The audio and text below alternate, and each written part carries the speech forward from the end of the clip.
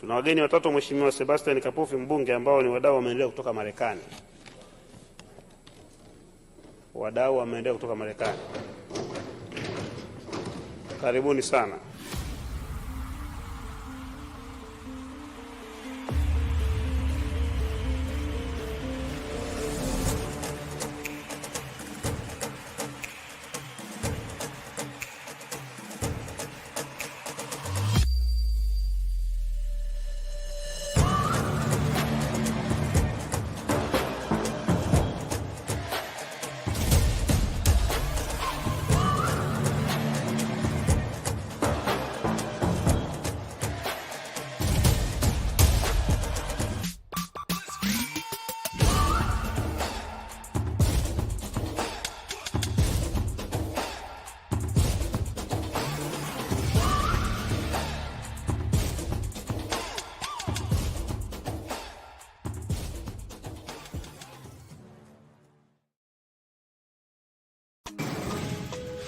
Container packed with supplies that need to make their way to families in Africa, like yesterday.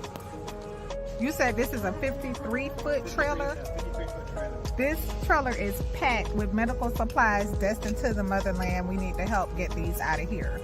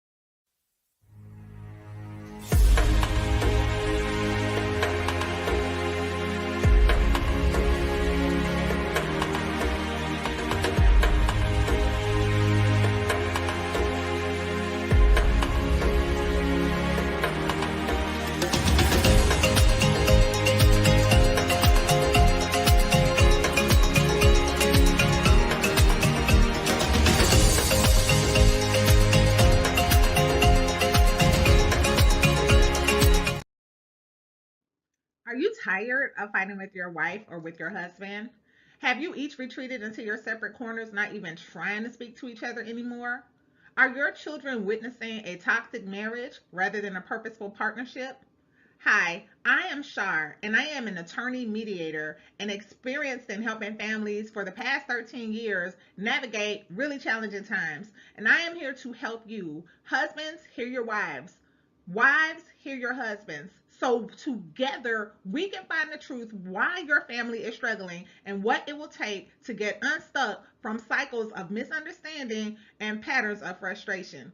Join me live on YouTube on this Monday night at 6 o'clock p.m. Eastern as I conduct a live mediation. And if you would like to be heard, if you would like to hash out a misunderstanding with your spouse here on our live, sign up now to apply for your free opportunity to mediate. And I look forward to seeing you Monday night.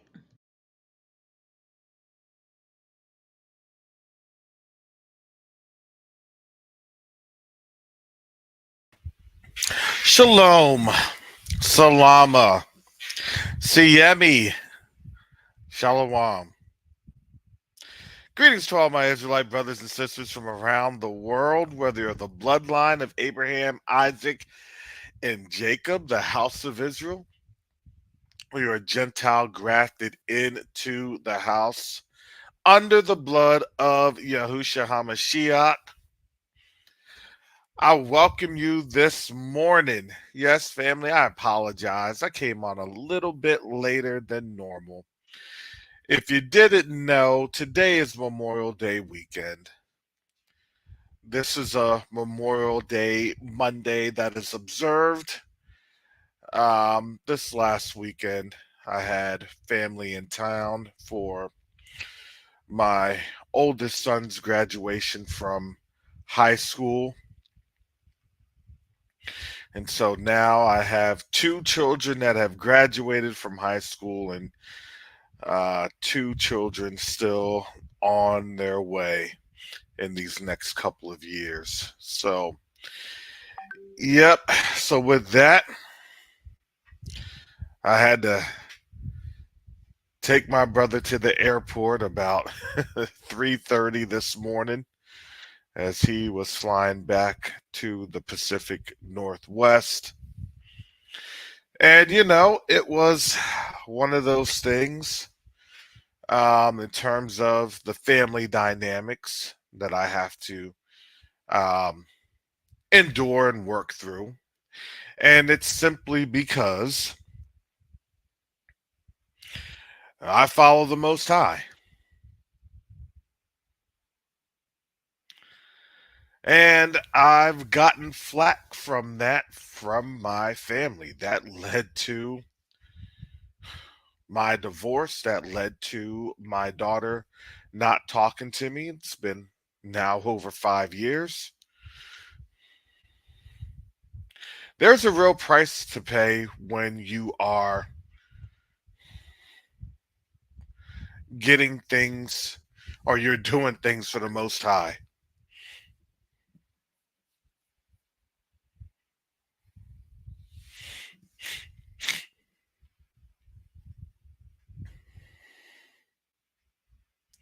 And so I had to,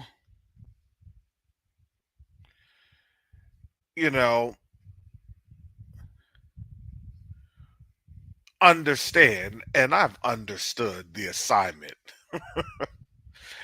I've understood the assignment. When you get things done for the Most High, it doesn't matter what's being said, how things are being said. I've understood this. I've worked through all the things that I've worked through, and I'm still pressing on towards the mark because that's all I can do.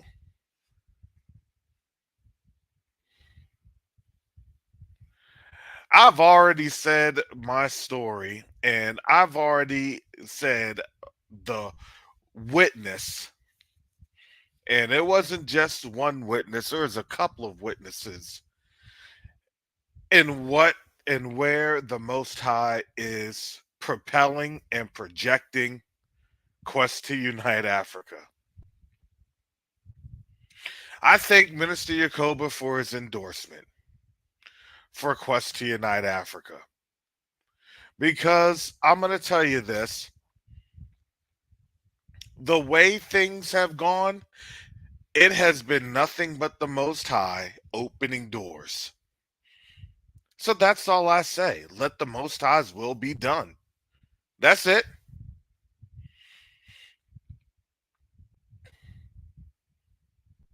If I had to go through and address every single slight or things of that nature,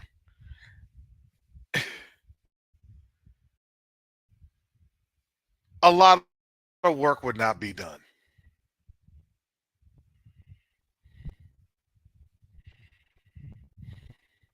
But what I do know is I continue to do the work.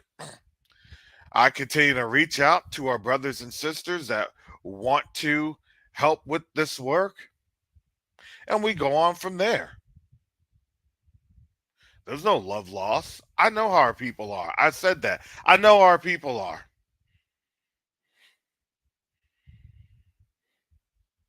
which to me was why I didn't want to be in this forefront to begin with. But just because I know how our people are doesn't mean that I still don't love our people. I love our people, no matter what. No matter if they talk about me, if they hate me, if I don't care. It's not for me to care. It's for me to do the Most High's will. That's why I'm built different. I know I'm built different. My attitude is different. My walk is different. I move different. Because here's the thing, because I have to.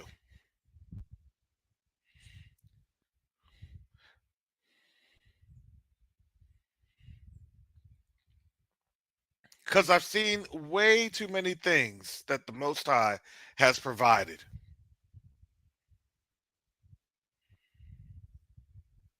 And my walk isn't just my walk. It's not, see, a lot of folks think, well, your walk is about you. No, actually, your walk is not about you. Your walk is about your children and your children's children and your children's children's children, seeing what you are going through and how you move through it.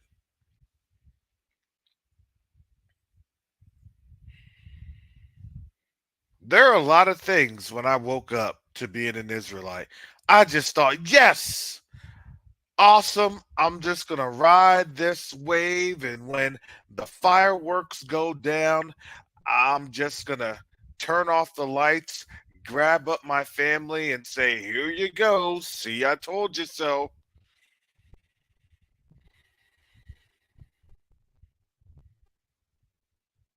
No.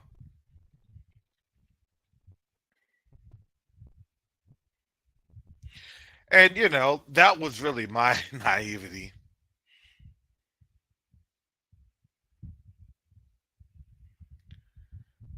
But I had to understand that there were things that, look, it's not just knowing who you are, but just still saying, Father, I'm going to follow you. And following the Most High is not a very fun perspective.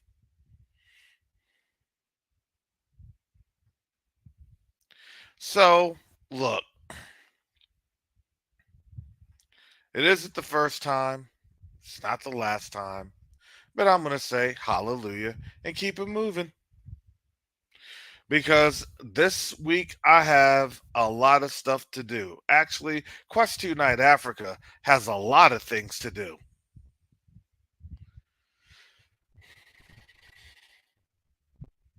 Because there's a lot of things that we are finalizing this week.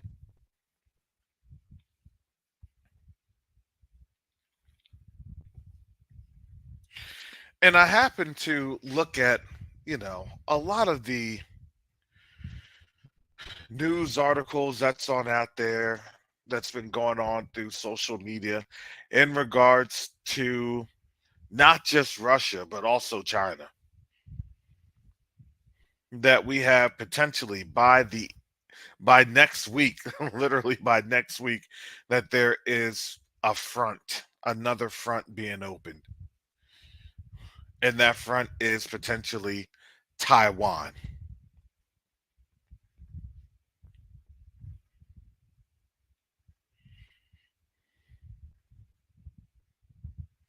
And as I noticed, right, with steadfast defender, I mean, Yakoba and Teyu brought that on out back on Friday.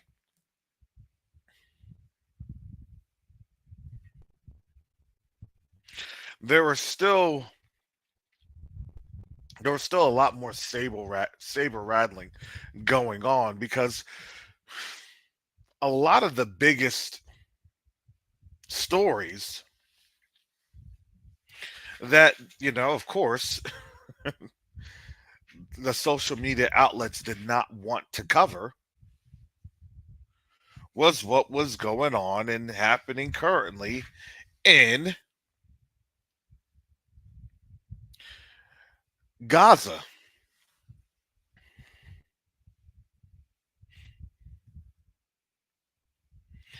And I have to look at why they try their best to say, well, we're going to do this, or, we're going to do that, or we're going to talk about this and talk about that, because frankly, talking about Gaza is something that they do not want to do. Because why? Because now they have to cover up what's happening because they didn't even get any type of, you know, slap on the wrist, no type of warning. Hey, you just got an ICJ censorship. You just got an official ICJ rebuff. And if you've noticed, there's no one in the world that had responded. No one responded. I'm like, this is incredible. You literally had one of the actually the highest court in the world. That is your world court. Give an official decree.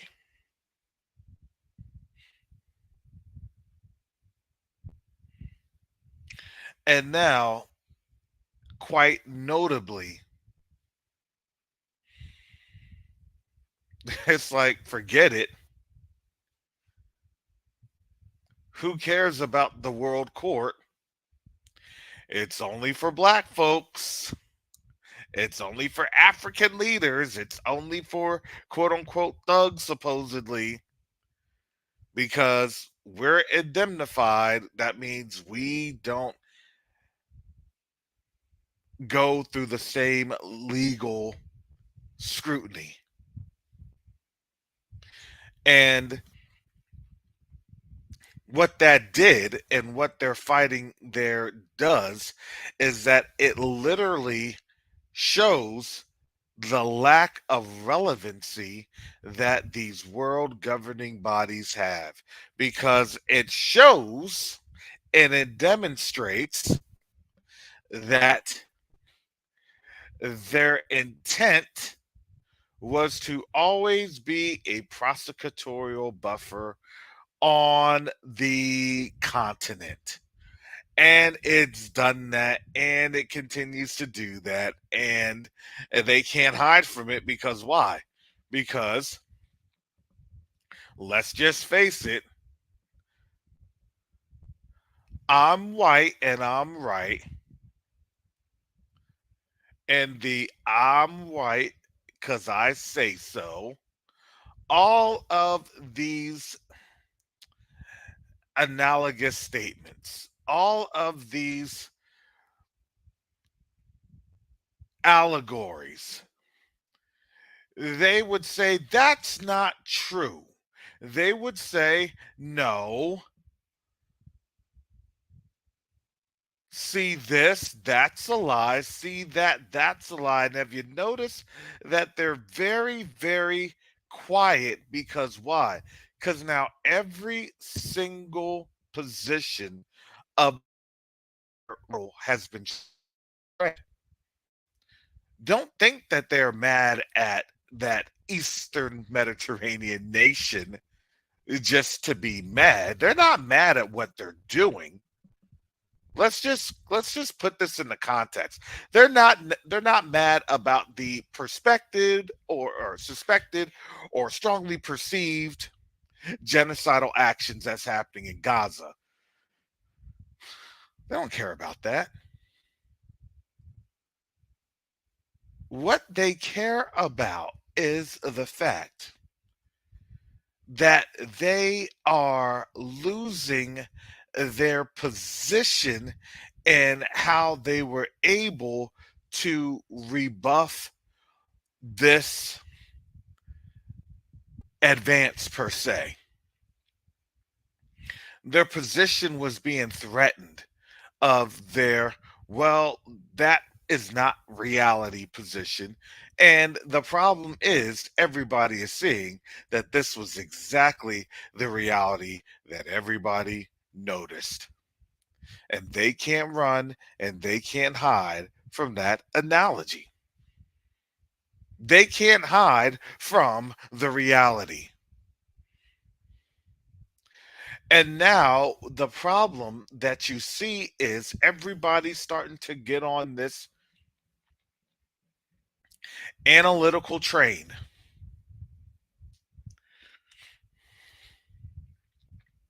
And people are seeing that train barreling down the tracks. First stop was The Hague. The next stop was the Gaza issue. And then all the way down the tracks, all the way a couple of miles away, all the way towards the end of the line.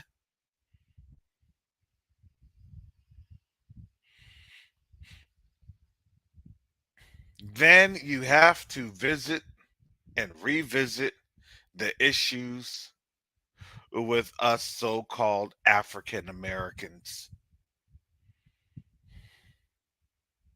And now everything that we have said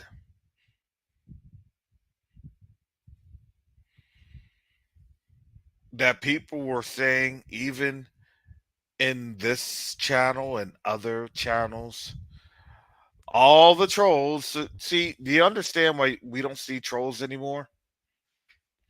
Where did all the trolls go to? Because I told you, as reality was setting in for them, that's a hard reality for them to face. Boy, oh boy, these trolls understand that you put in 3 or 4 news articles, and I don't really think that they were trolls per se. I believe that they were literally just bots. Testing of some sort of chat GPT 4.0 Pro.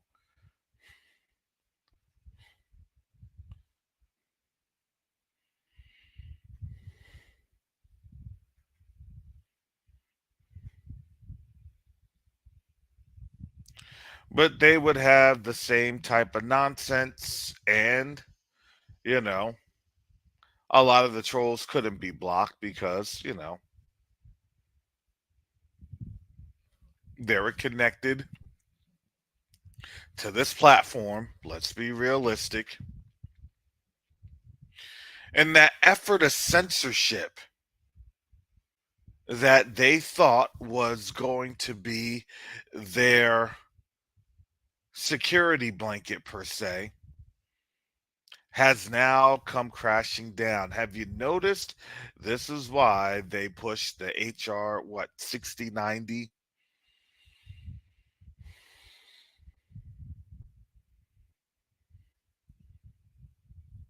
Why do you think they pushed that in early May? They don't do anything by accident. They know what's happening. Uh-oh. They can't be bought off. We can't jeopardize them. We can't have them perish in a mysterious accident. Because why? Because this is a different time frame.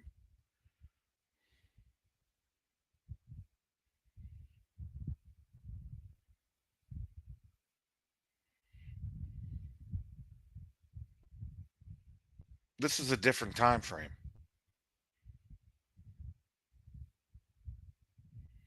Because now, if you've noticed, everything that they have been trying to demonize and criticize and, elaborate as we're anti something. If you notice, that's not happening around the world, and their top courts is calling them out. So then, how can you be a hypocrite? You can't fight hypocrisy. So now, if you've noticed, and they've noticed, they're stuck and caught in their own trap.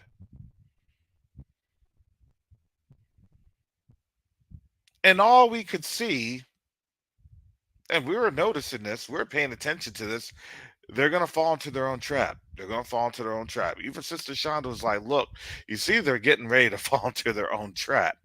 And lo and behold, right?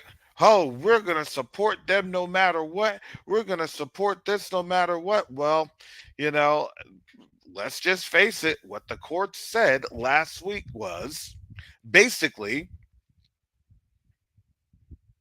you have genocider A and genocider B. So understand what this nation has been labeled over this Memorial Day weekend. Understand that that's their stench of barbecue. That's their Heinz 57, their Worcester sauce, Worcestershire sauce, their A1 steak sauce, whatever you want to say it, however you want to claim it. That's the stink. And if you didn't know, legally speaking,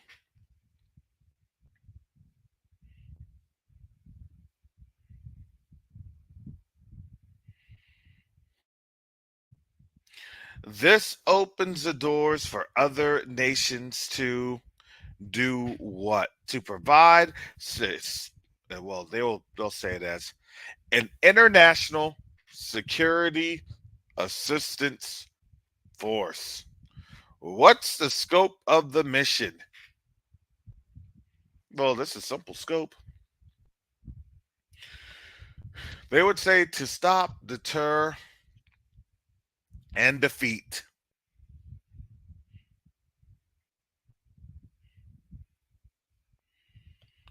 all material, perceived material, financial, military, economic support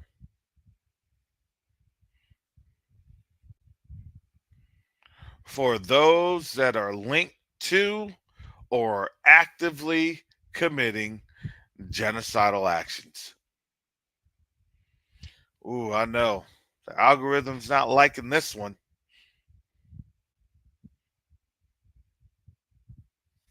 I was watching a video this morning.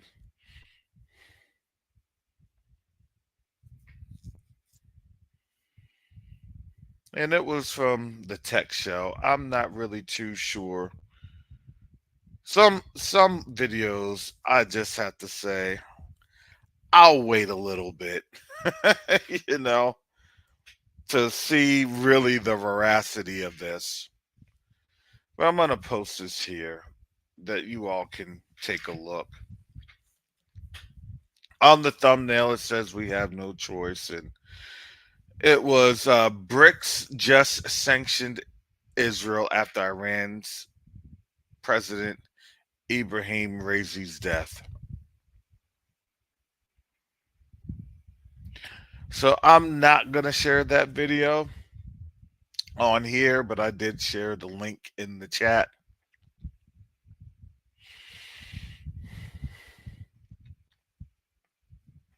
But what I am going to say is it's interesting because in the video there were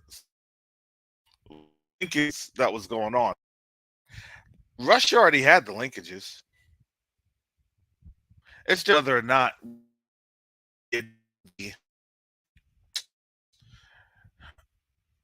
the news stories here in the West.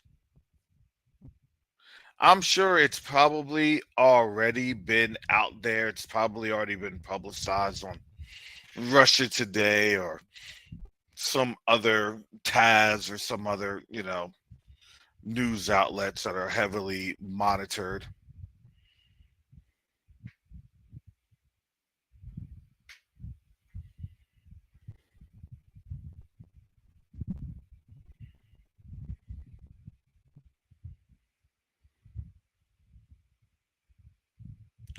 So that is a very interesting, I would say, video expose of sorts.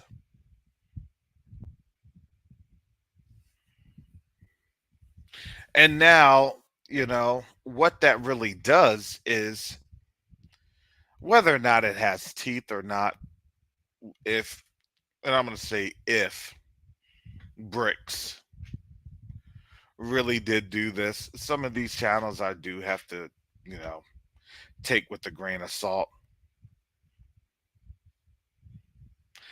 I would say that it would be just like this. You're not going to say anything to folks on a Memorial Day weekend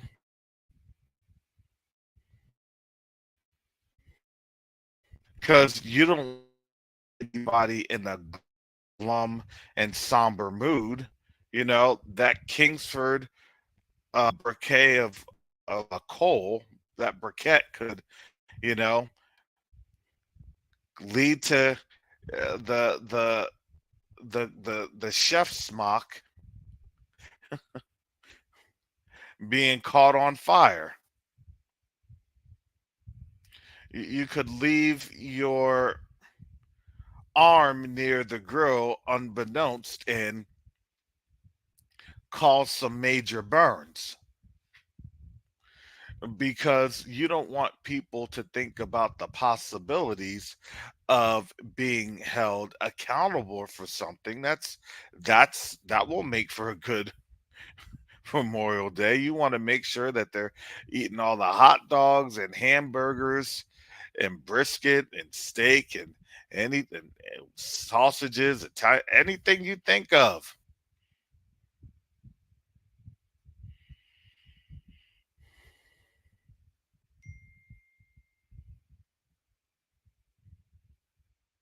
Anything you can think of.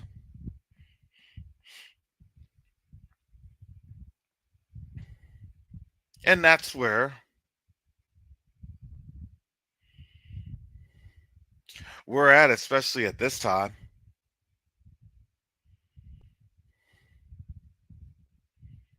You don't want to tell Timmy or Sally,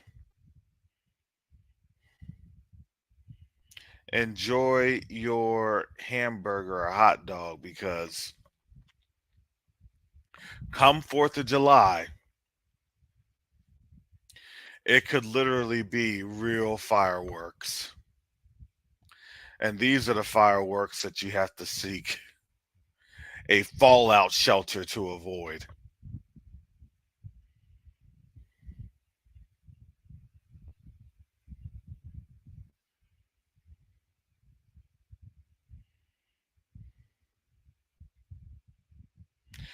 And all we've been saying is we were telling you that this was getting ready to happen.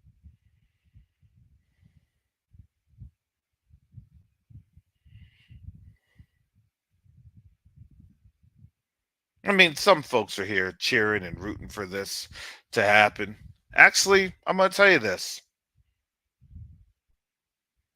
I was 50-50. I know it's going to happen, but I wasn't too enthralled. I understood.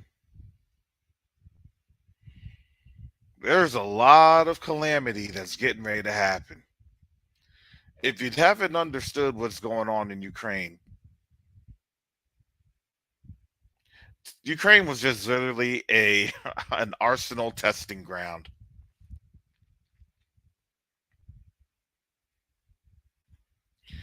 for the real thing.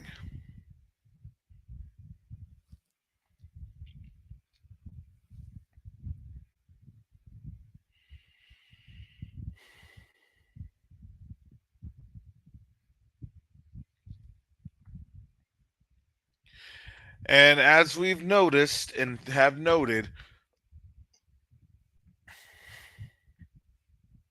folks are kind of jockeying now. What's going to happen? How's it going to happen? Who's going to talk? Who's going to move?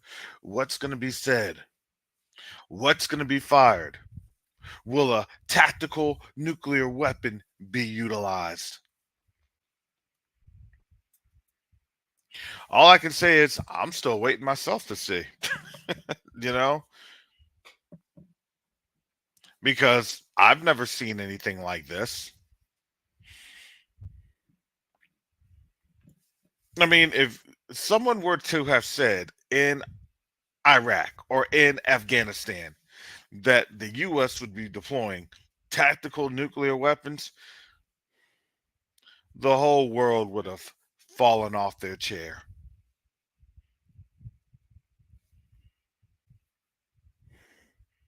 And now it's like, oh, tactical nuclear weapon, it'll take out about 5 or 6 blocks, no big deal. The fallout is contained.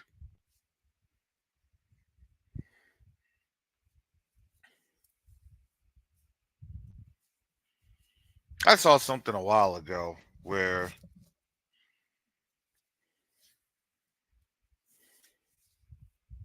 the illustration had shown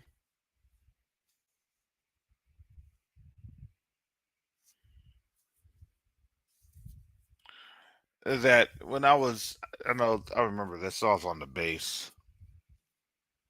And the base is, if you don't know Tampa, Tampa's really like a peninsula. And so you have Tampa Bay, then you have Tampa. Tampa hits in on the peninsula, and down at the very far end of the peninsula, within Tampa Bay, is McDill Air Force Base, and it was showing different things of how you would be affected within the blast zone. How the immediate effects of the blast would be in like a 1 mile radius with and where that radius looked like, and who would be affected. What the 50% damage, what that would do within the 2 mile radius, and then what that would look like within the 3 or 4 mile radius, and in terms of nuclear radiation and things of that nature, where that fallout would be, depending on where um, the point of impact.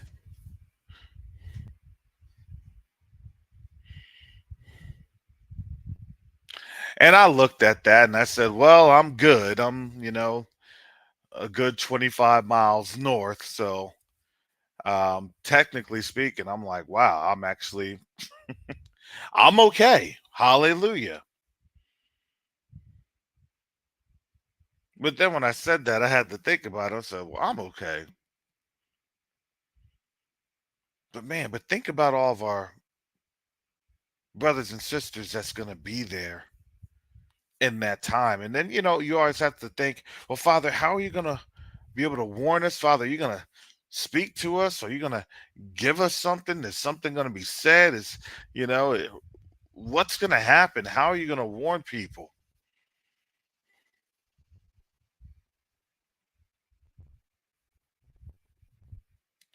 And, as that had occurred, I had to think about it and I had to realize, I said, well, thank you, Father, because maybe you've already warned people, but it really is up for people to heed the warnings.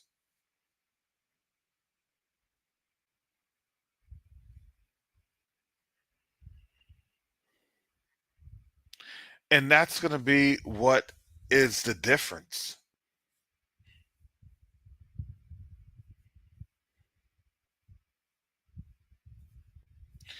And I have to say, look, it's not when you are doing something, but it is really paying attention to others around you and what they've said and what they've are doing and how they're doing things, how they're moving.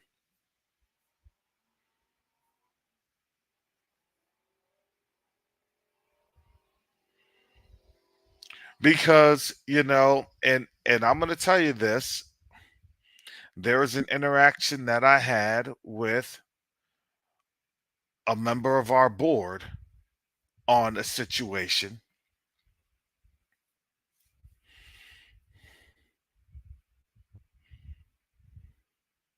And the funny thing is, I know that it was probably, I probably,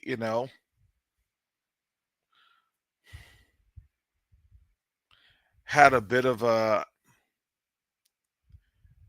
an alienation of sorts,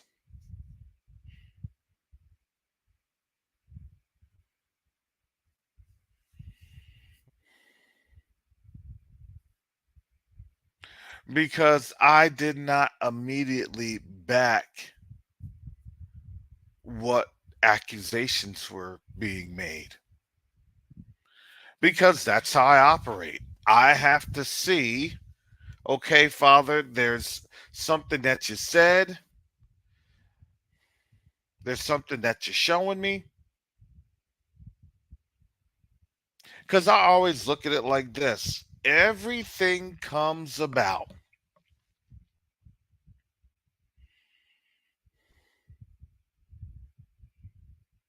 in the wash.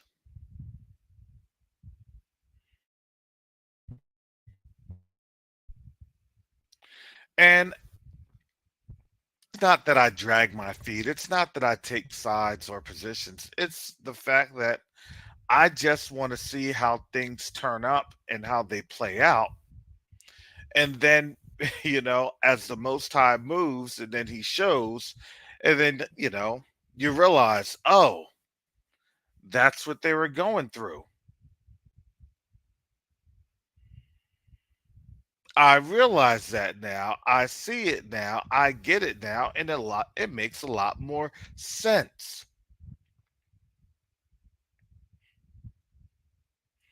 So during a course of time, it's how the Most High shows things.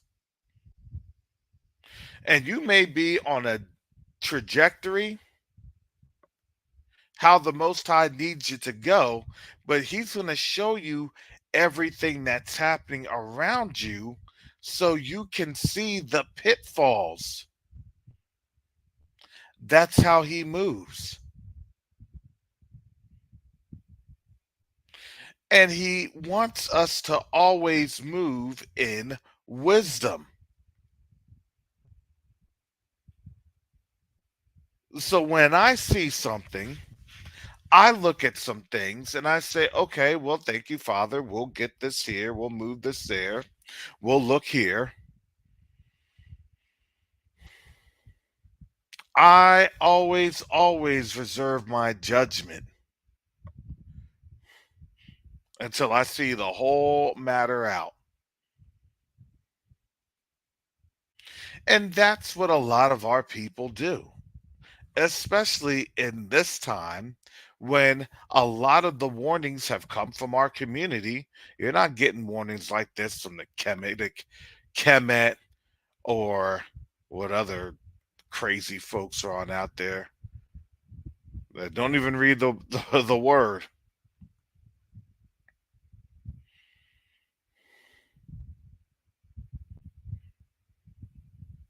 Hey, if you listen, you listen.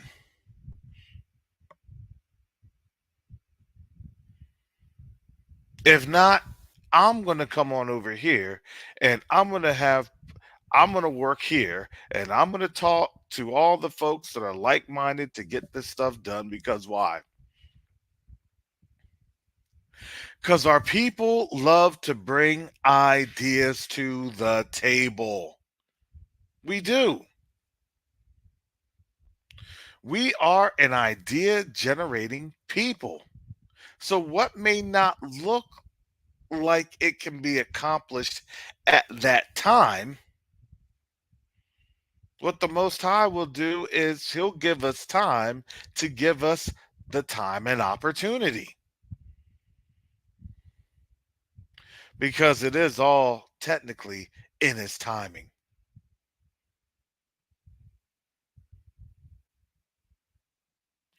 And when you do things in His timing, it's amazing what doors get opened for us to walk through. And we don't even realize we're walking through something that is meant for our escape. We just think that, well, we have an opportunity here, we have an opportunity there, because all we're doing is just walking in His will.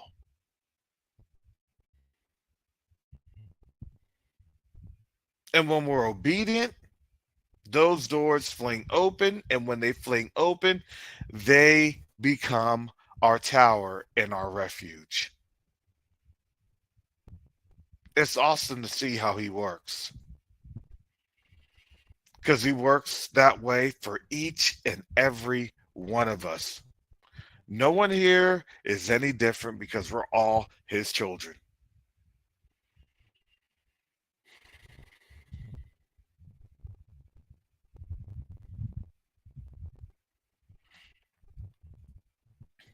That's the conversation I usually have with the Most High of, well, Father, what are we, or how are you? I always say, Father, what are we going to see with this? What are we going to see with that? How are you going to do this? How are you going to do that? We're naturally curious. We know you could do it, Father, but how's that going to be done again? Wow.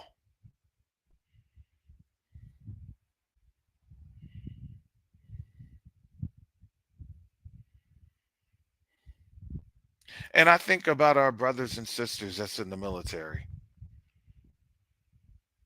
and really our sons and daughters.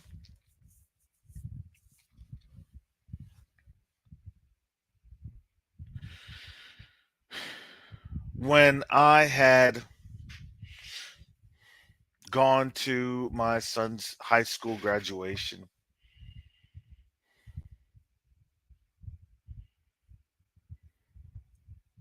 the principal gets up and, one of the ceremonies that goes on, if you are going into the military, stand up.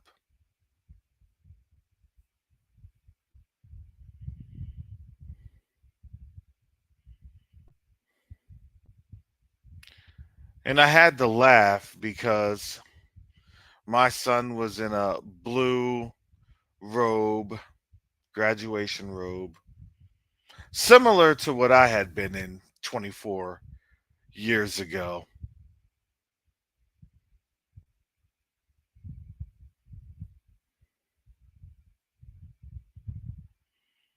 And, I see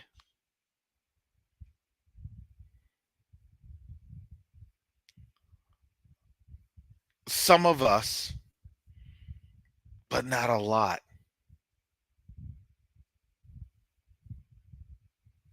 And, the crazy thing is, I think the people that had gone into the military, or that were going into the military,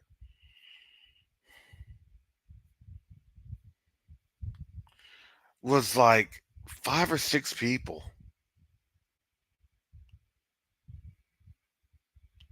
I know when I went into the military in 2020, just for my class, there was about 10, 15 people.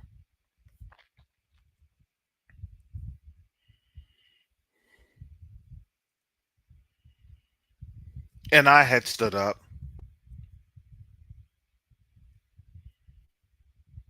in the same manner as those young men and women.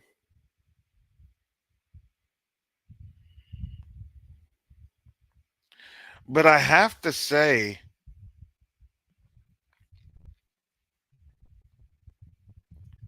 as they stood up, I really,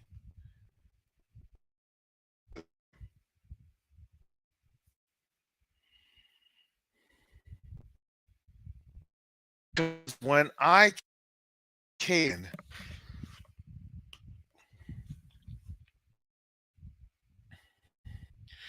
it was kind of that, it was before September 11th.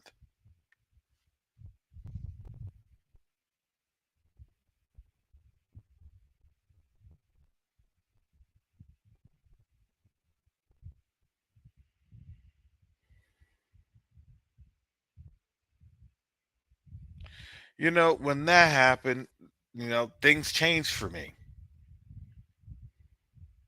in my calculus and my thinking.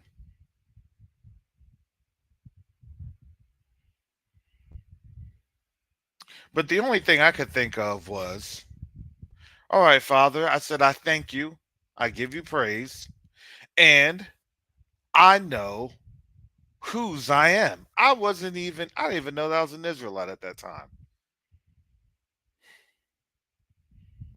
I think I was about 20 some years old. I said, you have everything under control.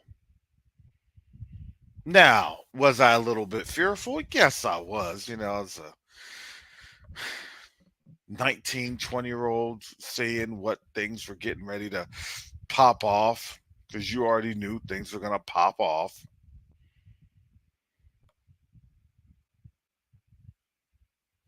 And the only thing I could think of with my son's graduating class was, yeah, this is going to be a generation just like mine, to where, see, they know that they're technically in a pre war phase, supposedly pre war, quote unquote,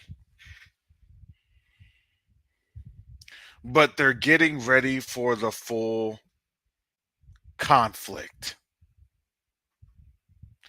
And the only thing that was in my mind in that question was, number one,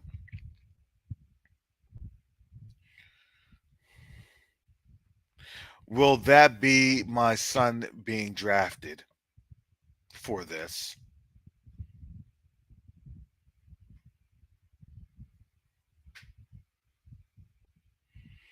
Will I be getting recalled back into active duty service?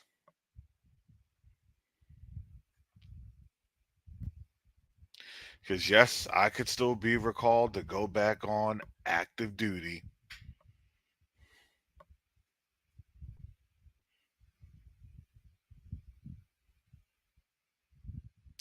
And then I said, and then I realized, I said, none of the above. None of the above.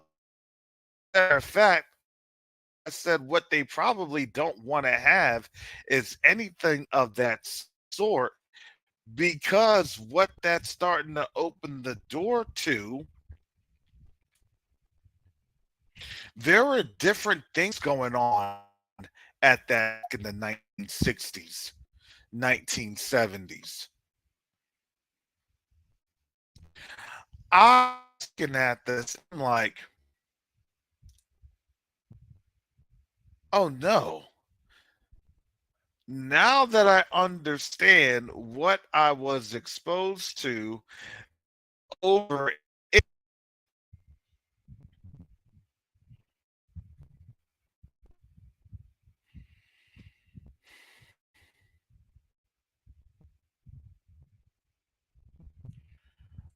Burkina Faso,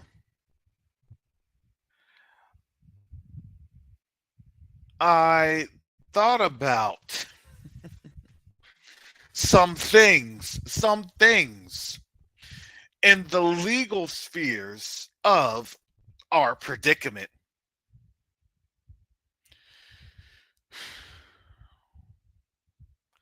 I had this thought this morning as I had taken my brother, dropped him off at the airport, And I'm rolling down the highway at 3:45 in the morning.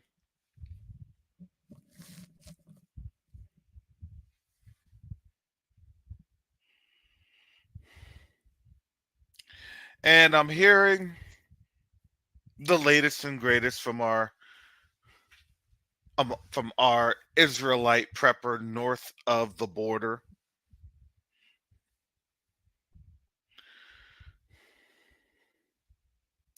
And his analogy was, hey, everybody's gonna disperse and hide, including himself.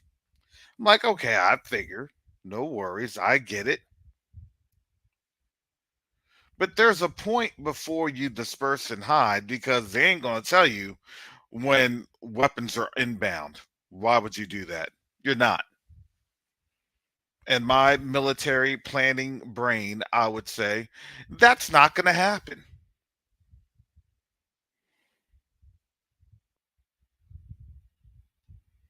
Because what will end up happening is everything would be playing out, and then you would just collect the dust and pour out the ashes. And then you go from there. But there will be an interesting development that a lot of folks may not realize nor understand what's happening. And I'll give you a little bit of a preview.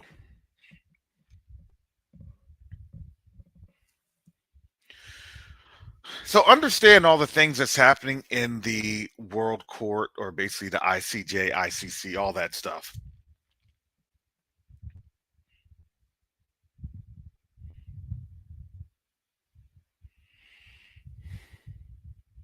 Understand that there is a Human Rights Council, all these different Human Rights Council resolutions, these HCRs, UNHCRs that were levied against the United States. Understand those actually provide legal framework for shaping a case.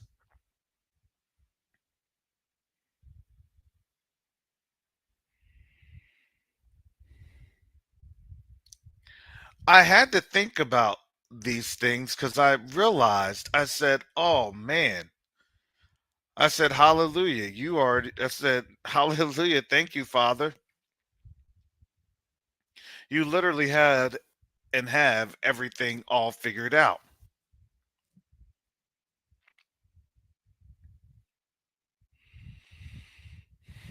Understand what I see happening. I'm just going to tell you, this is my personal opinion, all my personal opinion, based on a great ordeal of facts and listening to folks in the background that's actively pursuing legal international matters on this. So this isn't just something I'm stating out the blue. This has already been discussed, and it went even to further, more details that I'm not at liberty to share.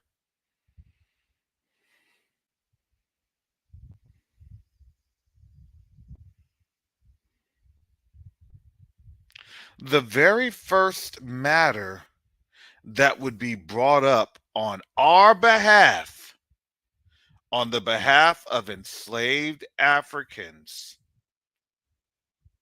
brought over to America and the Americas and the Caribbeans, because let's just face it, because I see you all's comments, so it just took me a little bit of time to kind of shape the discussion to what you're seeing and what you've been saying about the draft and everything else, and the UK draft and things of that nature.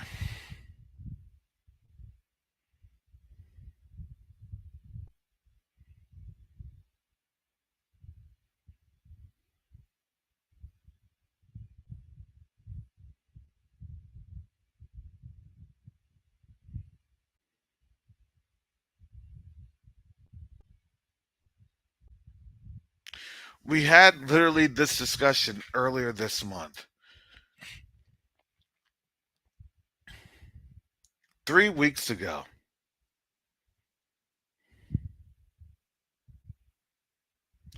And the one person that I was discussing this with who had brought lawyers, excuse me, not lawyers, a legal delegation to the Vatican, to Rome, back in March, April. He was behind that. Understand that a lot of this stuff is work behind the scenes.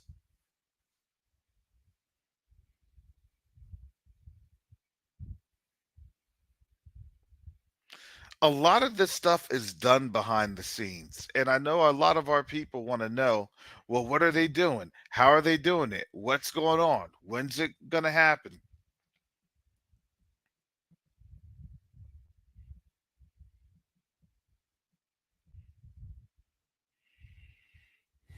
Yep, Garth was in there. Garth was in there with that conversation, and Garth started to understand how mind blowing that was. Exactly, brother Garth.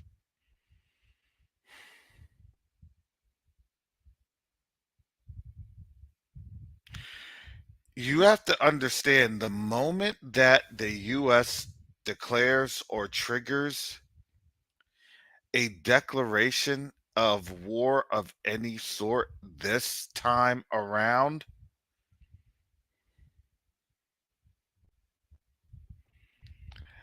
the case for us will be heard in the ICC, ICJ.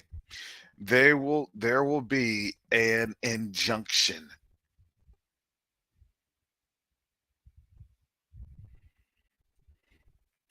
issued on our behalf. I'm telling you this because this was literally the conversation and conversations that my ears were privileged to have. What do you think would happen to these other folks if literally 60% of their military force was told to leave or go home?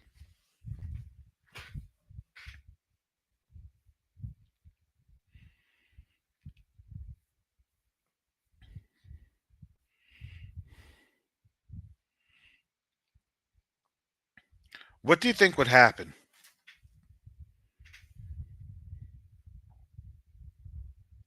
You can't be serious. They took the oath of office. They took the oath of the enlistment. No, that would never happen. You can't be serious.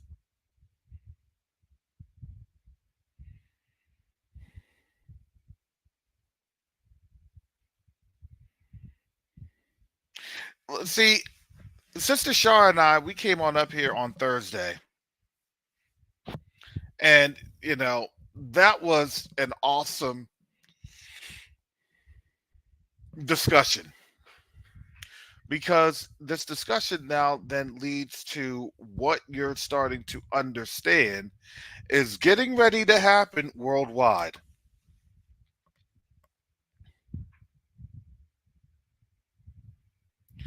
Understand that delegation that was sent to Vatican, Rome. Remember, it was not shown on any Western news outlets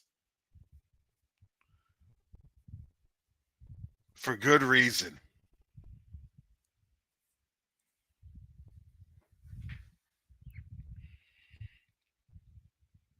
Because they went to the source. And now, if we're talking about all of this fairness, if we're talking about all of this, we're talking about all of these civil legal, moral frameworks and guidances and standards and statutes and even commandments, like the Ten Commandments,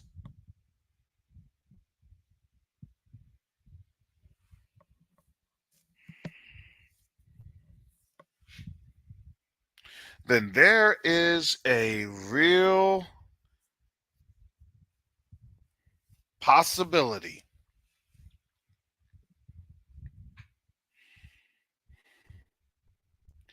that the way they lose their pawns off of the chessboard,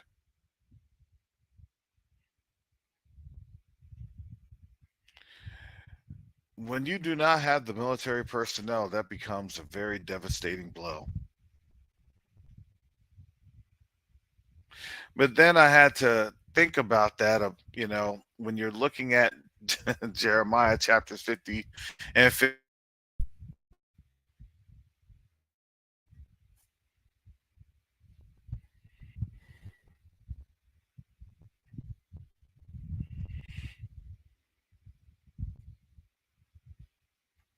Oh boy, brother Asaph, you're in trouble. You gotta learn how to load that magazine, slide that get that slide of that housing group going forward, do a brass check, make sure that thing is loaded, take it off a safety point, and shoot. There you go. I told you all how to load a a weapon, a magazine fed weapon.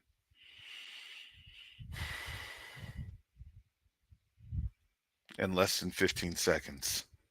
There's your training.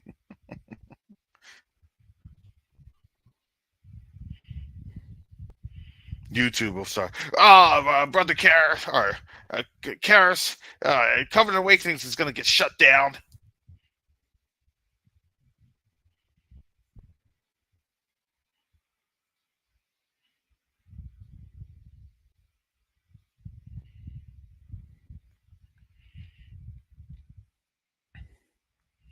I'll let y'all know. Y'all better go to the firing range. We were telling y'all about that 2-3 years ago.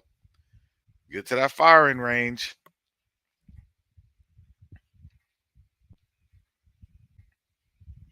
Because then a lot of people will be asking, what are you good for now?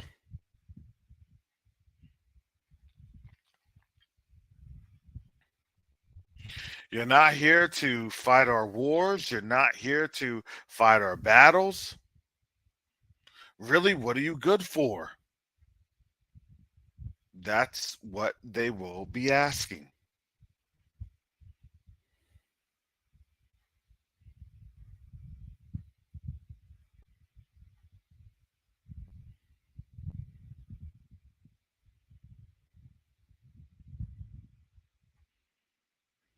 Because then imagine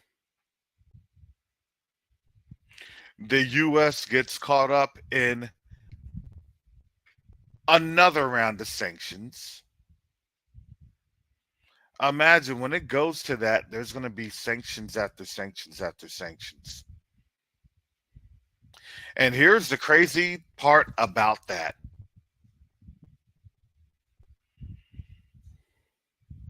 People don't even realize how close that is. When you hear literally China having on their state TV, this is from off grid. So we'll see how that reporting goes.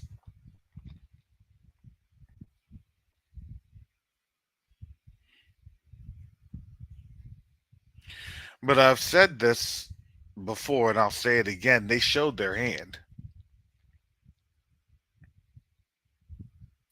They showed their hand in Ukraine.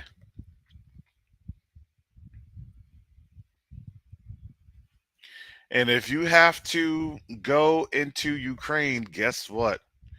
Your military forces, they're finite.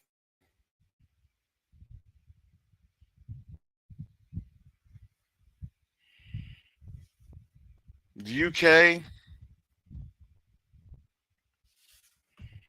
said that they're trying to get 18-year-olds to basically be registered in their selective service. They graduated about 16 to 17 years. And then you get to vote at 16, 17 years old.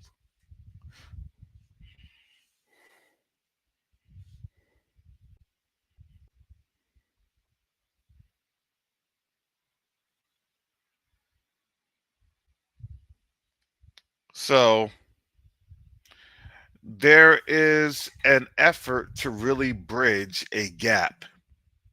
I put that in the chat for folks that want to read that on their own.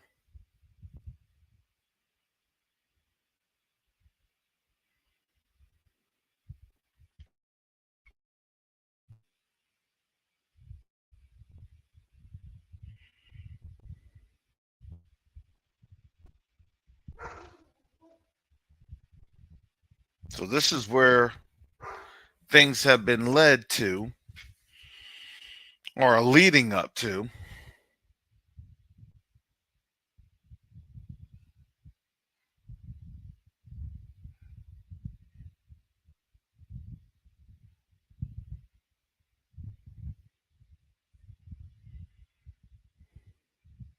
And we're now facing, I would say we're still here.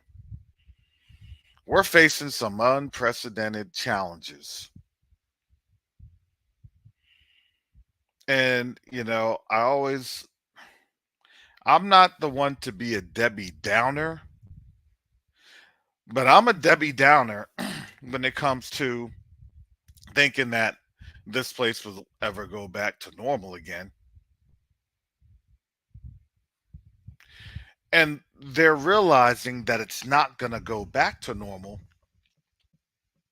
Matter of fact, they're realizing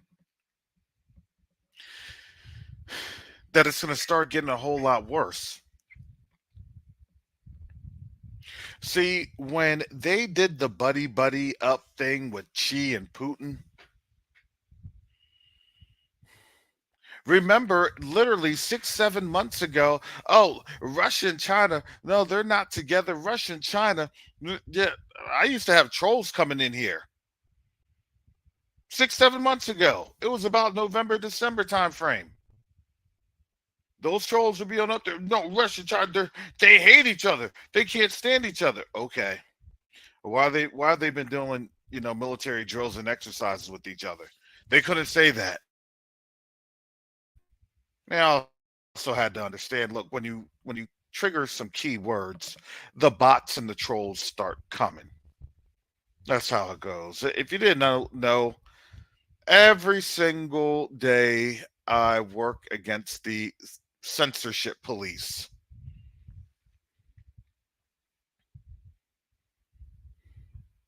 And now they're mad because Russia and China literally joined hands. And guess what? The mainstream, they had to report it.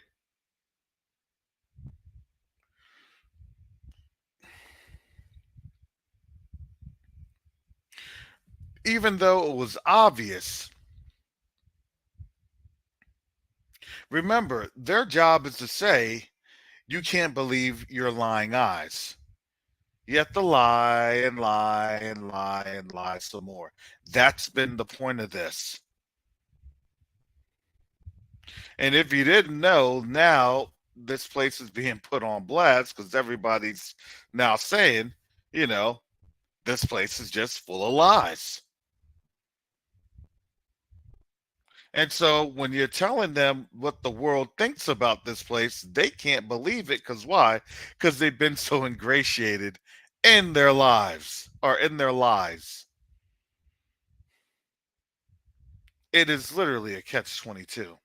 They have literally gone crazy.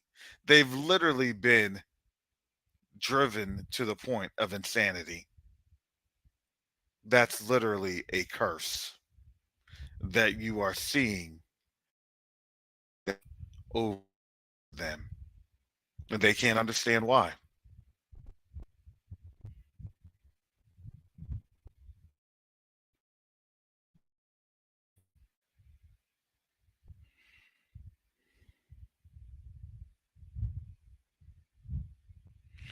But now a lot of them are starting to get it.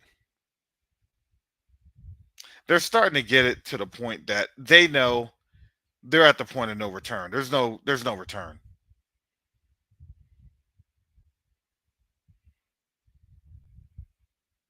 They got to fight this thing out. Right?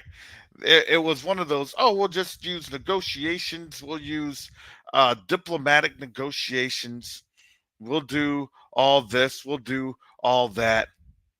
We can have a solution.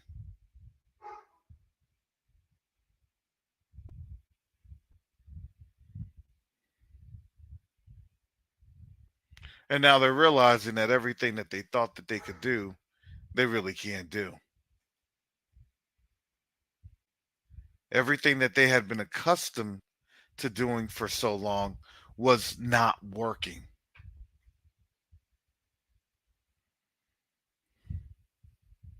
This is why you see them, not us, you see them burning their own flag.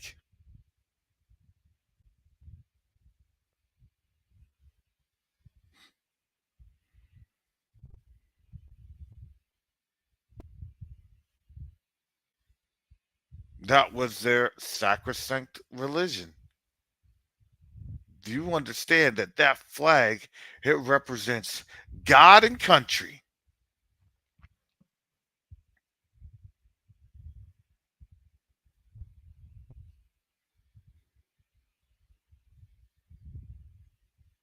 Oh yeah, no, I hit some keywords.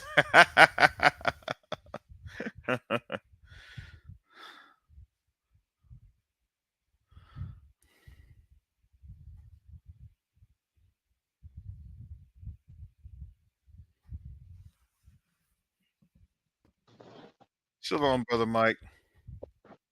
Shalom, brother Karras. How you doing? I'm tired. I'm not gonna lie. I'm tired. Yeah, bro. I can imagine that. I can imagine that. Mm, yeah, and it takes a lot out of you, But hey, this is that um birth pain, you know, coming into a kingdom. I mean, these are the things we got to go through, you know.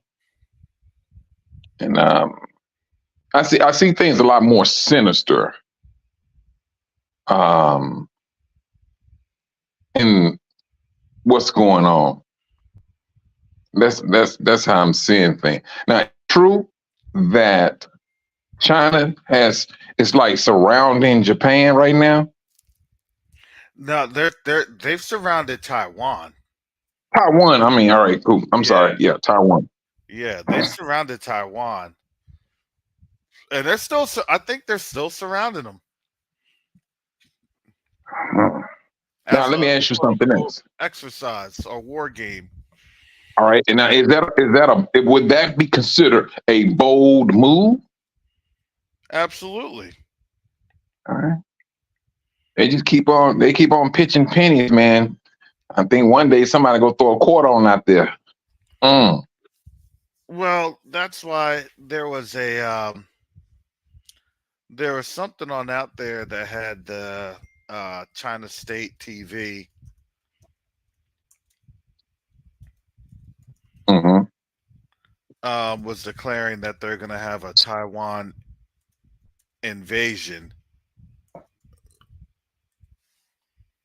Now, And if that, go ahead. I'm sorry. yeah, it's times now. I'll put this article on in here.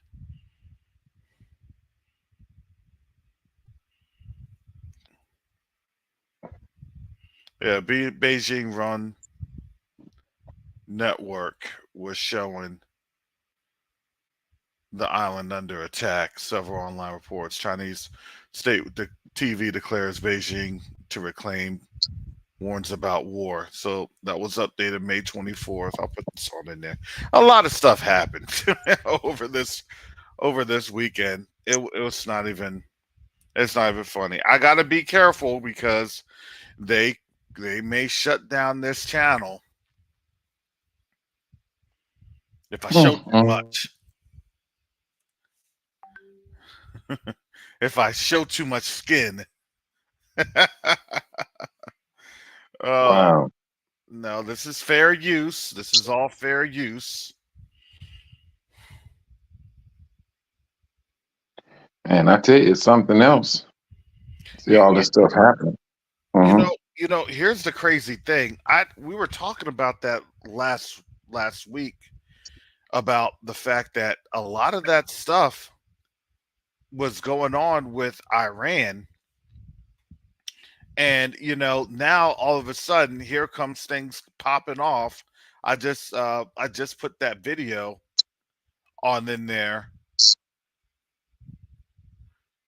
And this is from Times Now News. I don't know about the validity of it. Sorry, there's all these commercials.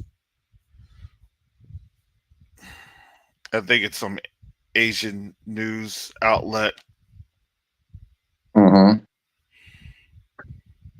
But just going back up to here. Now, let me ask you something else. What with the president of Iran, is it true that they said it was shot? That helicopter was shot down? That I gotta be very careful on these YouTube streets. They're claiming. Let me see if I can find that article. Let's see if I can find that article. So Russian claims Iran president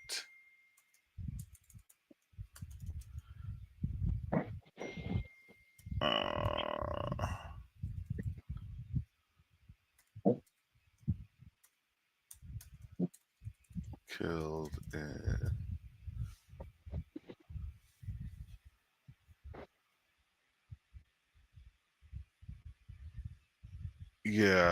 there's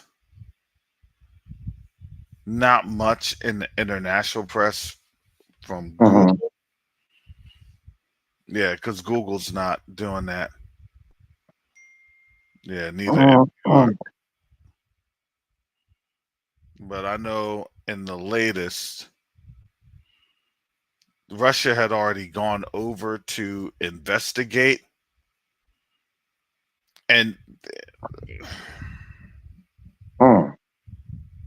don't get it twisted. They have the abilities to see how things are moving in the air.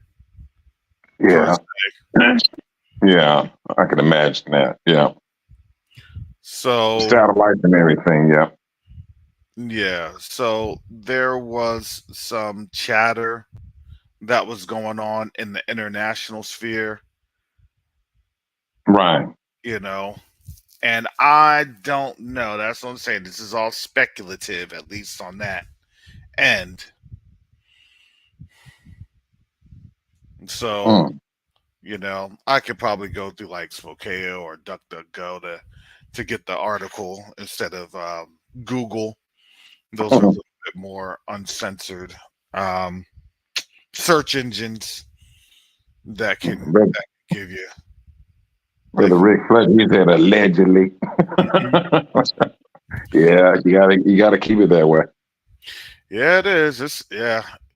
You know, because if you can't make bold statements. I think that's how I'd stay out of trouble. I'm not making bold statements. It's declaratives. Oh, this happened, that happened. I would say, look, you don't know what's going to happen until, or not until, but literally after the truth gets pried out. You know, after somebody is defeated and they're not able to basically destroy all their hard drives and things of that nature. Mm. Or you have somebody that did that or that did backups. And they had backups because they said, look, I'm going to have this truth come out no matter what. And a lot of people do that. Don't think that they're not people saying, okay, I'm going to have this. I'm going to have this on record. If I die, you release it to this. Mm. People want to have records. Oh, I know what really happened. Oh, you did? How'd you know? My grandfather, my dad, my grandmother, my mom, my cousin, my sister, my brother, my daughter, son, that's how it goes. And you got to remember at this time, folks are really seeing the value of what's happening.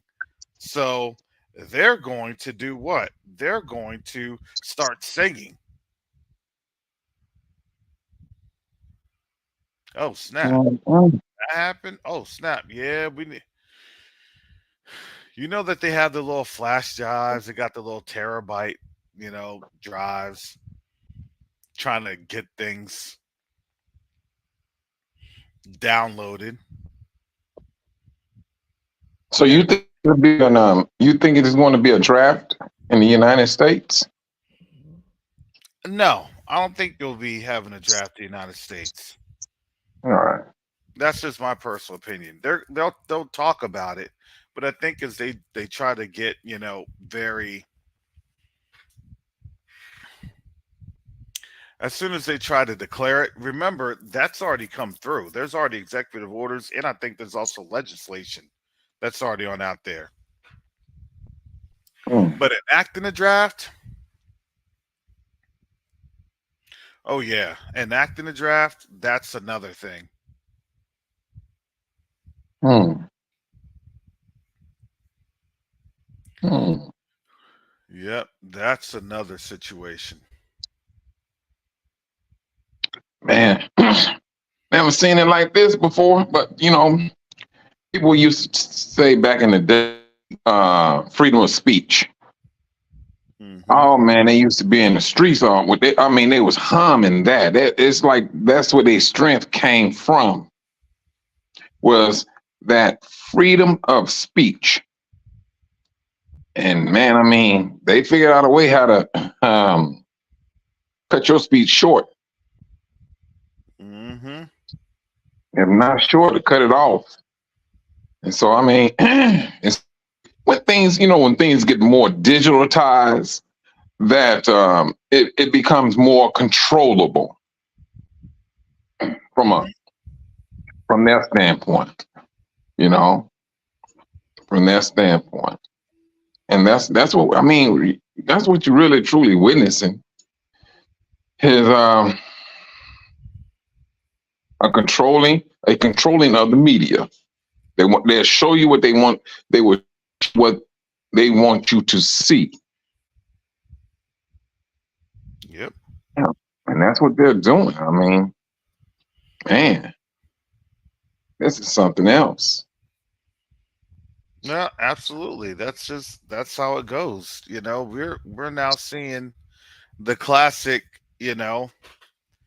Um, this past weekend I was watching Emancipation. Oh, yeah, Will Smith. Yeah, with Will Smith. I wasn't Yeah. really gonna watch it. I wasn't really all that fond. Just with some, just how things are with how they always portray us in the slave movies and everything else. But I said, you know what? I said, let me go ahead and take a look. but um, but when I was watching it, one of the things was, it was the white folks that were talking amongst themselves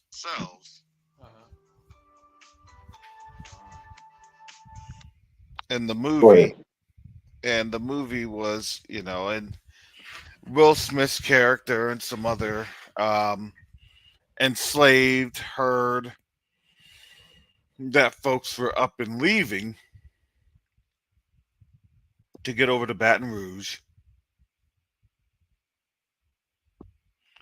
And as they got over to Baton Rouge, or they were being set free, and that was something that caused the the Will Smith's character to take flight.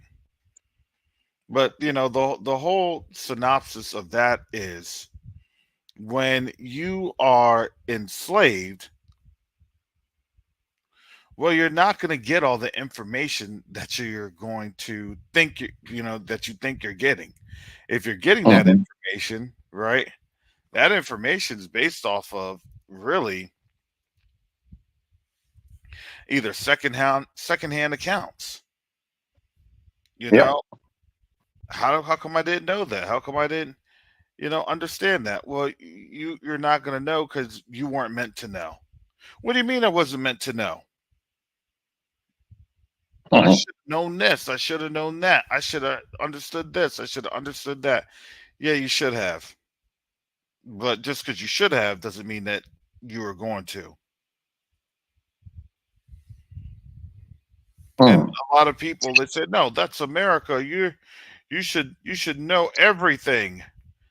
And I always used to argue with people. I'm like, you realize with me having a security clearance or have had a security clearance, there are things that, I'm still not allowed to talk to or talk about. Right. You know, I can talk of it. I know things of it, but I can't drill down because then I'm then in trouble. Mm-hmm. So, those are a lot of the situations that we tend to find ourselves in because we want to try to say, well, we should have known this or we should have known that. Somebody should have said something. And quite frankly, no, you're not going to have a lot of people saying things. You're not going to have a lot of people um,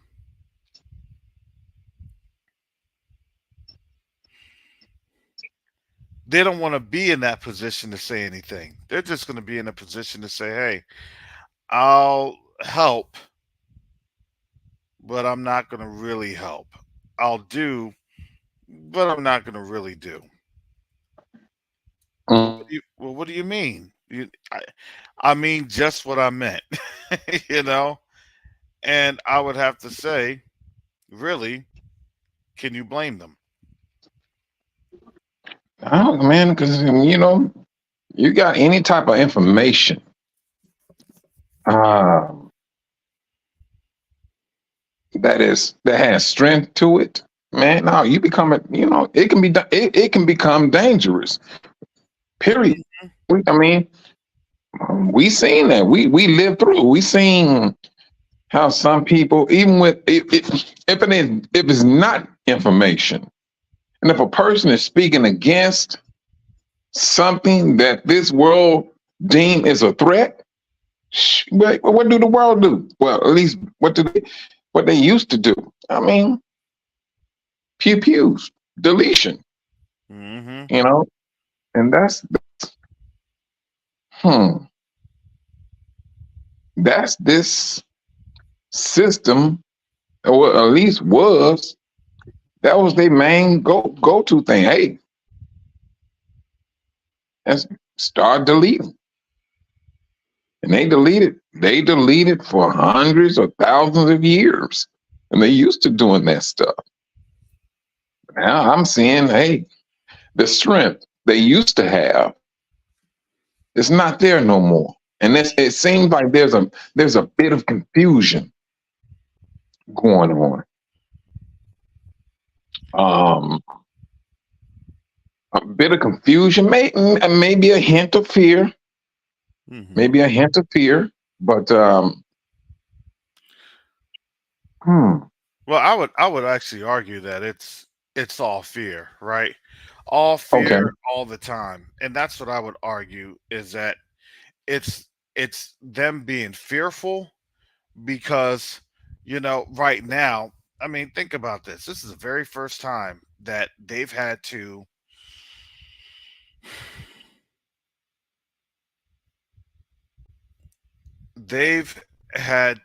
deal with what's happening in this nation. They've had to, number one, deal with us. We're a problem to them. Because why?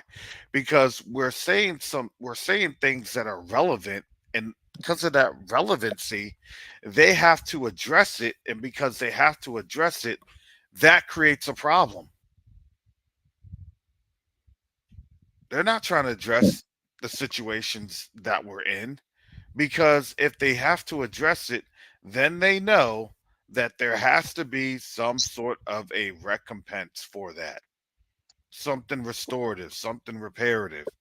That means that they have to acknowledge what they are doing then to others because of how we've been treated here. We've been that model. Hmm. Yeah. Yeah, I mean, I'm looking at that, man. I mean, when I get the news about Chicago, and they like, man, it's like it's about to burst, you know. And it's just getting worse. I mean, it's like they pushing buttons. They got their own buttons that they are contended with. Then they looking over here and mess with buttons, which in essence, you ain't got no business over here. But hey, you want to be in control of everything. You want your hands on every button, which in essence, they go, well, one day soon, they're going to push the wrong button. And I think that button has already been pushed, and there's no undoing of that. There's no undoing of that. That's right. It's not, they can't undo it. So what they're doing is they're trying to plan for the fallout. They know, look, just as you said, Mike, they hit the wrong buttons, but now they're trying to plan for the fallout because because the buttons have been pushed. Just like when you had with Anthony Blinken's trip to China and Yellen's trip to China a few weeks ago, trying to say, stop doing that. There'll be some consequences. Stop funding the Russians and stop providing the Russians with, military support.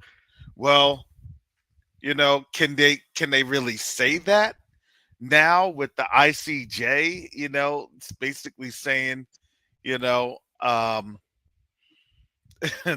stop supporting the actions in Rafah. No, not really.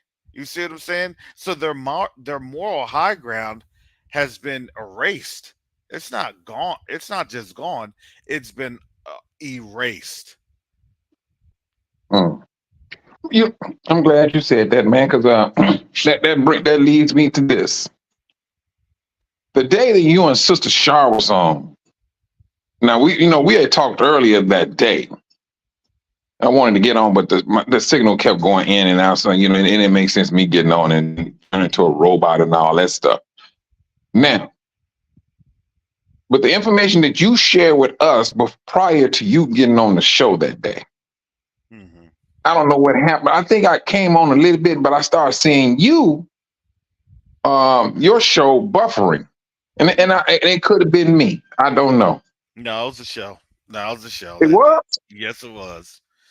Karen, didn't I not tell you if you came out with that information?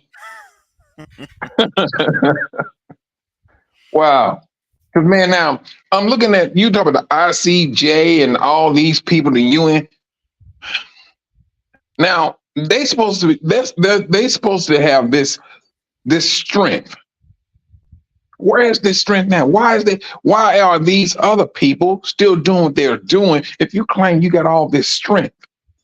Well, because I'm going to tell you this. I believe that their strength, which was in Africa, had left. And I believe that it was leaving around 2017. Mm. Remember, during the Trump era, right? Does anybody remember that claim? Africa has the S-hole nations, Yeah. right? Uh-huh. And Yeah. and they were real quick to say Donald Trump doesn't know what he's talking about. He's a loose cannon. That they were trying to say all these things regarding his mental and everything else. And those nations realized, oh, that's what they think about me. Because remember, they would always get the nice, smooth lips and nice, silver tongue talk of, oh, you're this and that, and oh, you're all this, and you're better than the black people. We took the worst of you all's kind and brought them on over here and blah blah blah, right?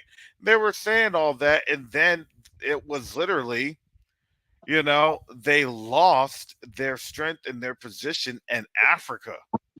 And remember, literally less than 36 hours after Donald Trump's comment, remember his first Secretary of State, Rex Tillerson, he didn't last very long.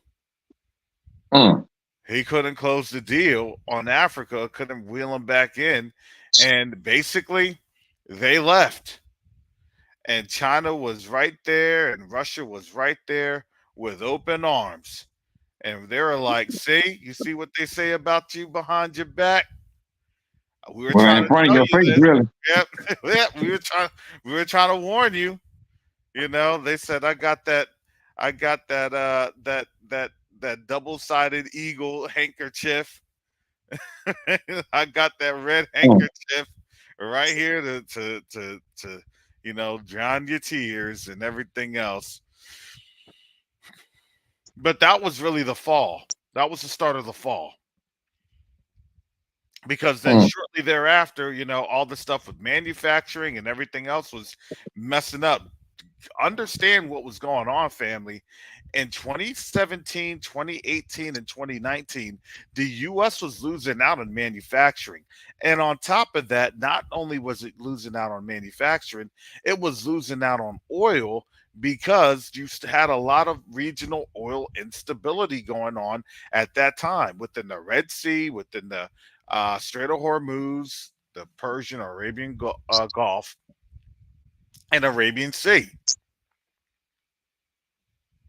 There was a lot of instability, and those efforts then created issues because nothing was really ever the same. You weren't getting all the inputs that they were trying to get with these outputs. They still had outputs for years.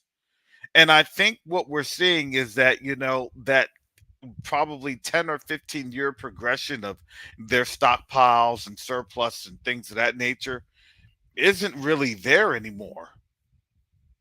So now that becomes an issue of, if you don't have the inputs that you need to have, then what's going to end up happening?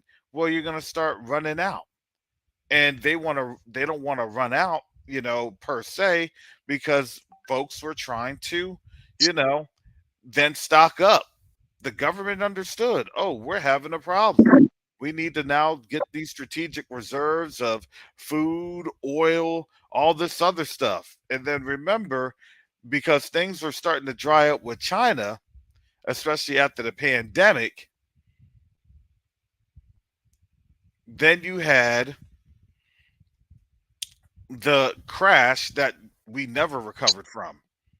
We actually suffered the depressive crash. That was the depression. We were in a depression.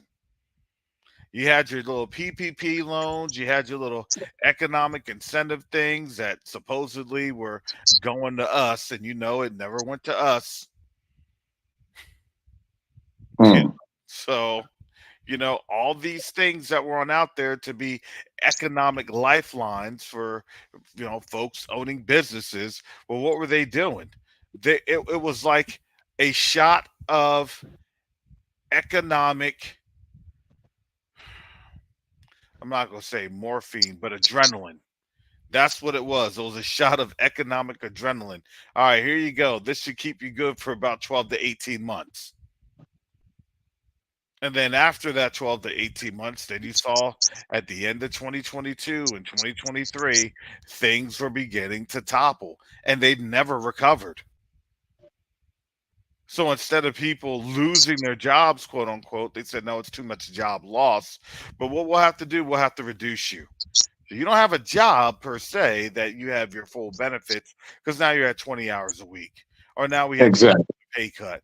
You know, Mhm. so the depression isn't as depressed, right? We're still in a depression, right? It's just that slope, instead of it being, at 45 degrees, it's now at 30 degrees, so it's manageable. But you still 30 degrees sloping in a negative. You know what I'm saying? That 45-degree was a little bit too tough. 30 degrees, yeah, you slowed down on it. You know what I'm saying? You slowed down on it, but it's still going down, right? It's still happening. They can't really manage trying to bring it on up.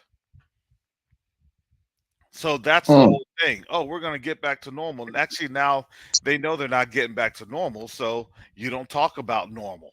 You just talk about, look, the economy is strong. Well, where at? Well, it's strong in the cities. That's the only thing that counts, because why? Because everything else in these rural areas that really don't, count for any votes per se, and or nor have any type of an economic, not economic, but a political um stronghold, it doesn't matter. So what are they doing? They're the ones getting messed up the most. So when you see like these Southern preppers or Poplar reports and things of that nature, you know, I look at them. I watch those channels because why? Because they're giving you the real deal. Because they're trying to tell you how the economy's working, right? You're getting the goods and services in the most heavily populated and populous areas, right? I mean, think about this. I think they learned their lesson from, the French Revolution. You know what I'm saying? You don't have Mhm. all the stuff go to the elites all right away.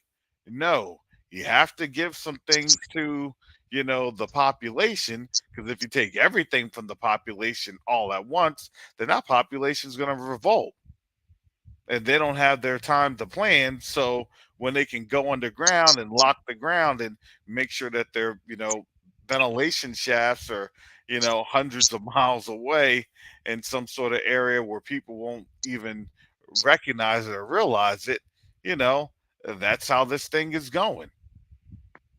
They Mm. planned for this. They knew that this thing was coming. I think folks realize, look, the only people that don't read the Bibles are common folks. And, you know, really a lot of Christians, they don't read their Bibles. A lot of our people, they don't read the Bible. So it's an eye opener when you're telling them, oh, this is prophecy. Where? And then you show them the scripture, and then they start to put two and two together. It's like, I never saw that. Mhm. I mean, same thing here. Same thing. Just like what you said with scriptures and things, they never knew it. They. I just showed a brother a scripture yesterday talking about King Solomon. He was absolutely just blown. He was floored. He could not believe that King Solomon said he was black. Become me. He was Mm. just he was just he was just blown by that. Been a Christian all his life. Hmm. Wow. Yeah, so they know exactly what time it is. But do you think they're going to tell people what time it is? Absolutely not, because they want to make sure that they have all of their filet mignons freeze dried for the next 50, 60 years. You know, they can survive in an artificial sun and whatever climate that they're having that's subterranean. You know, Mm. we'll see how this goes. Well, I mean, man, shoes. I mean, hmm, I mean, hey, they started this and they wanted this, and mm, like what you said. I mean, yeah, I do see a amount of fear that they are portraying, and so it's like, hey, I mean, how deep can you get your cave? How far in the earth can you go to say, hey, I'm in some type of, I have a sense of have a sense of safety, and I think that's where they at right now. Well, Seriously. I think they've recognized that they don't have a sense of safety anymore. As far Hmm. as I could tell, as far as my interactions, they know that they don't have a sense of safety anymore. They know that things are really ratcheting up. You know, I told you a lot of people they don't pay attention to the news, but they pay attention when the news is reporting something that's of interest to them. You see what I'm saying? So, like the Russia China whole thing, people really generally don't pay attention to Russia, China, and China. Not alone, not like that. They just know, oh, there's still something going on because the cycle is a doldrum Hmm.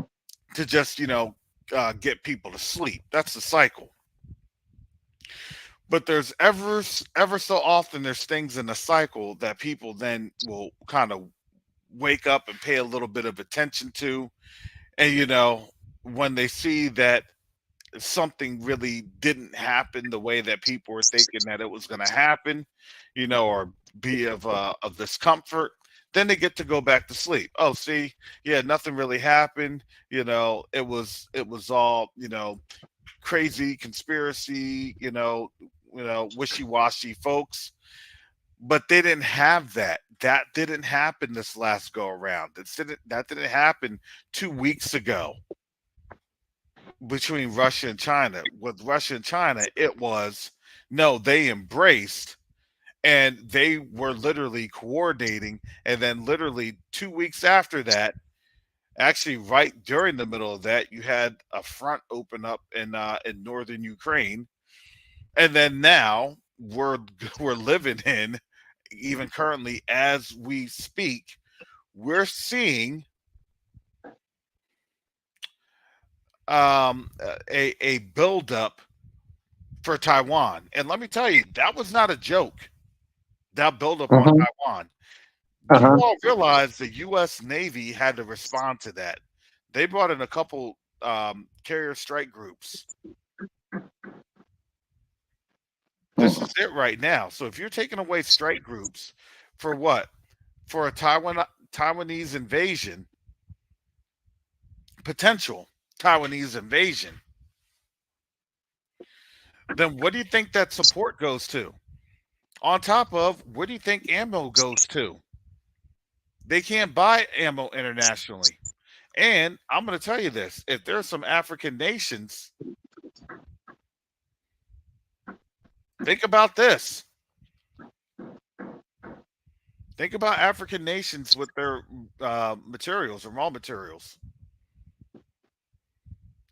No, I'm sorry. I can't support you because remember that comment with the S-hole nations? Look, we already know that's what you think about us. Yep. So you sit there and you think about it when you all become that S-hole nation in the next 15, 20 years. Because we already know what's going to get ready to happen to you because you ain't getting any of our raw materials. And then you'll have a national plan of, the national conservation plan. Please help us conserve water. Please help us conserve this. If you have things that you can give up, help us with this. We're going to get that whole, everybody can help support the war. type of thing. And on top of that, not just everybody can help support the war, but if you see a neighbor that's mysterious, or he looks mysterious, or he may have more than what he needs to have, oh, these folks are going to start getting vicious. Oh yeah, off the top. Off the top, yes, off the top. What you snacking on? Me, nothing. I think you got more than the allotted rations. Oh, no. Open up your mouth. Yep. I smell chocolate. I smell chocolate. What is it? I haven't had real chocolate in 7 years. Like, we laugh, but that's the truth. We are not manufacturing things like we had manufactured 10, 15, 20 years ago. Oh no, they sent all that, at least in the United States. They wanted to save money. They wanted to make more money, so they sent. And they just played them. They just played them like a fiddle. That's all they did. Played them like a fiddle. They kept on moneying up to eventually, hey, they owe China.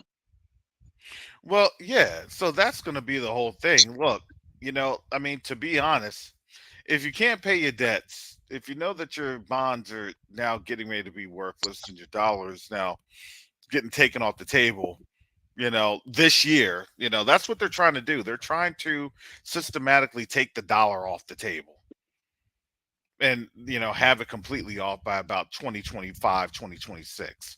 Really, 2026, 2027 is their plan. It's a 24 to 36 month cycle that they're trying to do. They're not going to take it all off the table all at once, but they're going to start trying to take it away from different sectors. It's literally a de-dollarization programming that is kind of scaled for the most part. It's a scale back. You know what I'm saying? It's like you don't have folks. You can't look. It's like folks on meth. I think that's the best example contemporarily. You just can't have them come off the meth. They gotta have Narcan so they can, ease them out of it. And even when they're eased out of it, the deteriorating effects from that, will always be there. Until what? Until a generation passes by, right? So in another 20, 30 years, that's when that full de-dollarization will really take its course.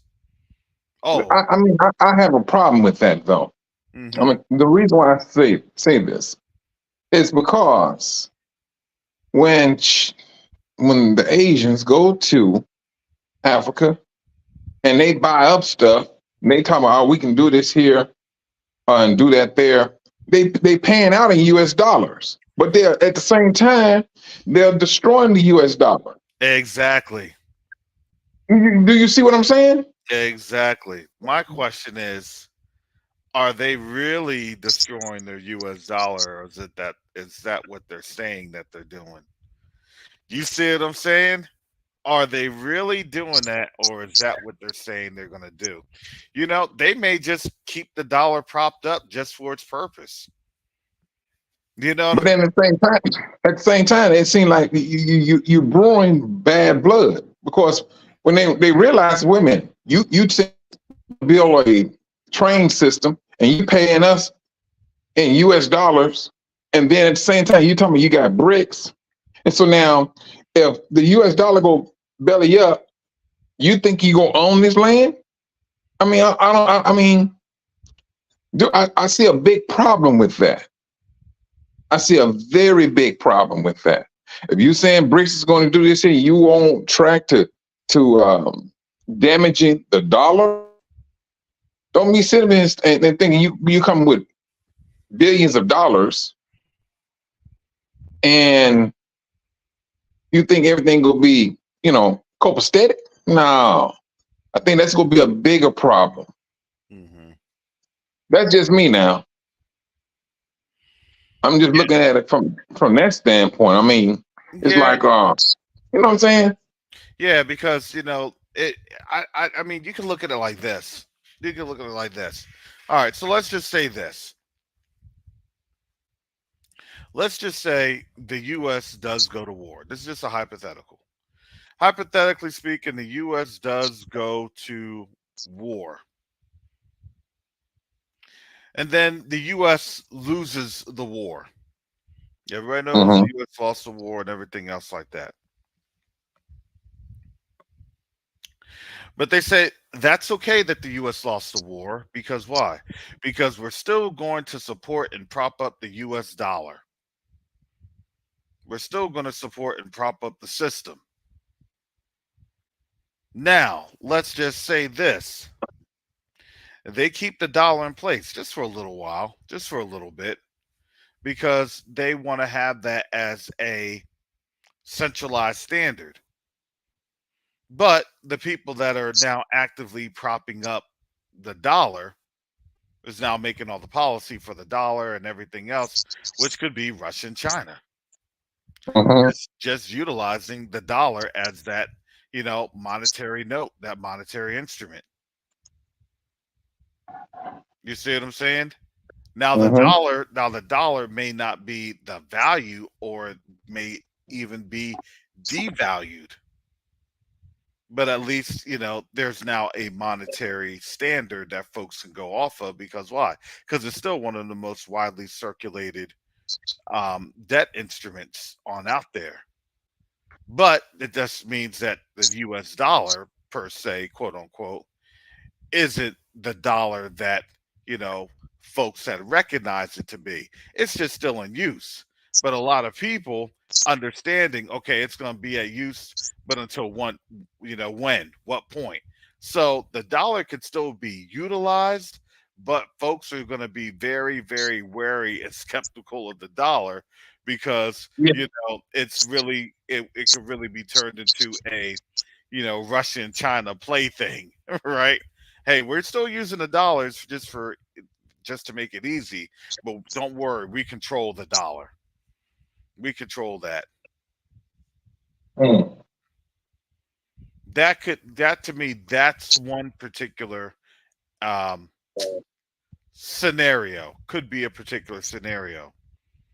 Well, the U.S. in a sense did not necessarily go away per se, but we controlled the administrative functions of the dollar and everything else. Look, they may not even technically have a United States anymore, but they have a dollar. You know, you know what I'm saying? Hey, everybody here is now propping up this dollar, and this dollar is going to be the greatest thing in the world. Because why? Well, this dollar is going to be ran off of slave labor. Mm. you know, you know what I'm saying? It's going to be free labor because why? Because the folks that have made the dollar so great are the same folks that have to now pay back um, reparations and compensatory damage for crimes against humanity, war crimes, you name it. Now we still need to have that dollar, but it won't be us to hold that value. It's gonna be you all holding that value. Mm. You see what I'm saying? It's now going to Mm. be you all, pushing out these products and getting this cotton and getting this tobacco and getting, start digging and things of that nature. Mm. Man, I tell you, I mean, shucks, things are tight. And shoot, and the way they moving. I'll be looking at some of the news, concerning Chicago Mm-hmm. and things, man. I'm like seeing people just like being pushed out onto the streets. And when Mm-hmm. these are the ones that paying the taxes and everything, they got all of this other stuff going on. And it's mm, it's chaotic. It's chaotic. I mean, it's talk about the mayor there. Why is he allowing it? Well, she said, man, you're a puppet. You're a puppet. You know, it's just a whole lot of stuff, man. Because, like I said, you know, you're looking at what these other nations is doing. You know, you may have China, India, and all them. They paying these elected officials in Africa to do business there. But it's our people that's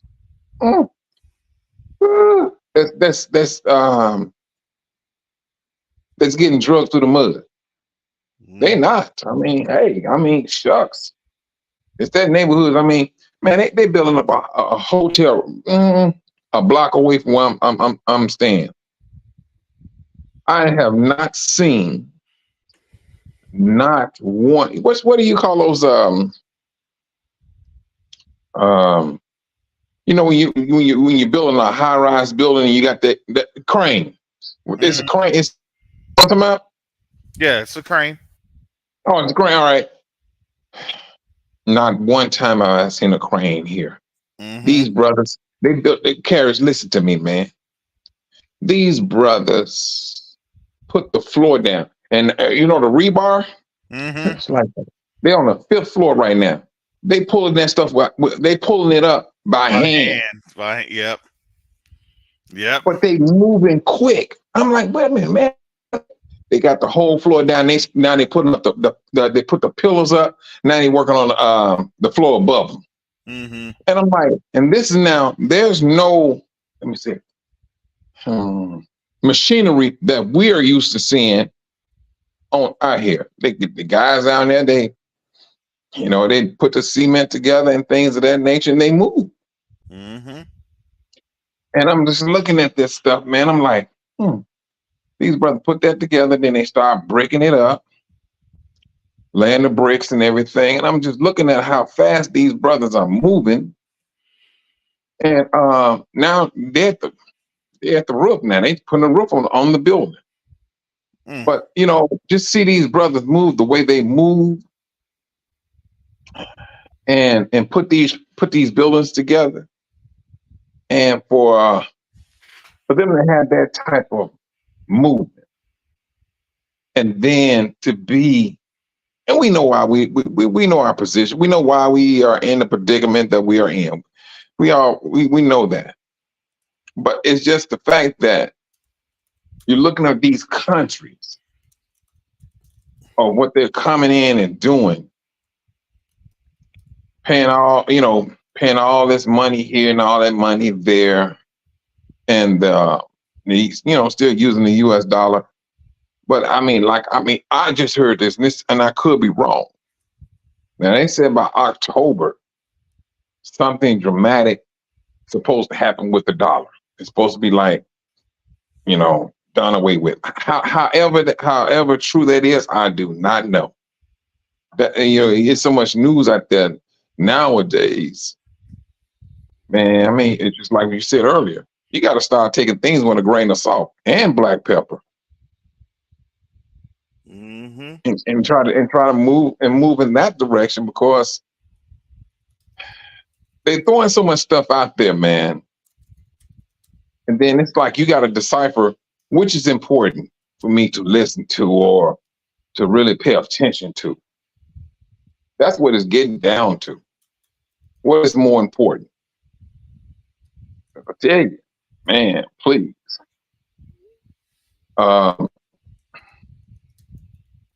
That's one place I would say that a lot of people are leaving is the United States. And I'm talking about Gentiles more so. They have the means and all that stuff. They getting up out of that. They know the dangers and they already got the information. Hey, is the United Nations still in New York? Yeah, it's still in New York, but they're trying to build their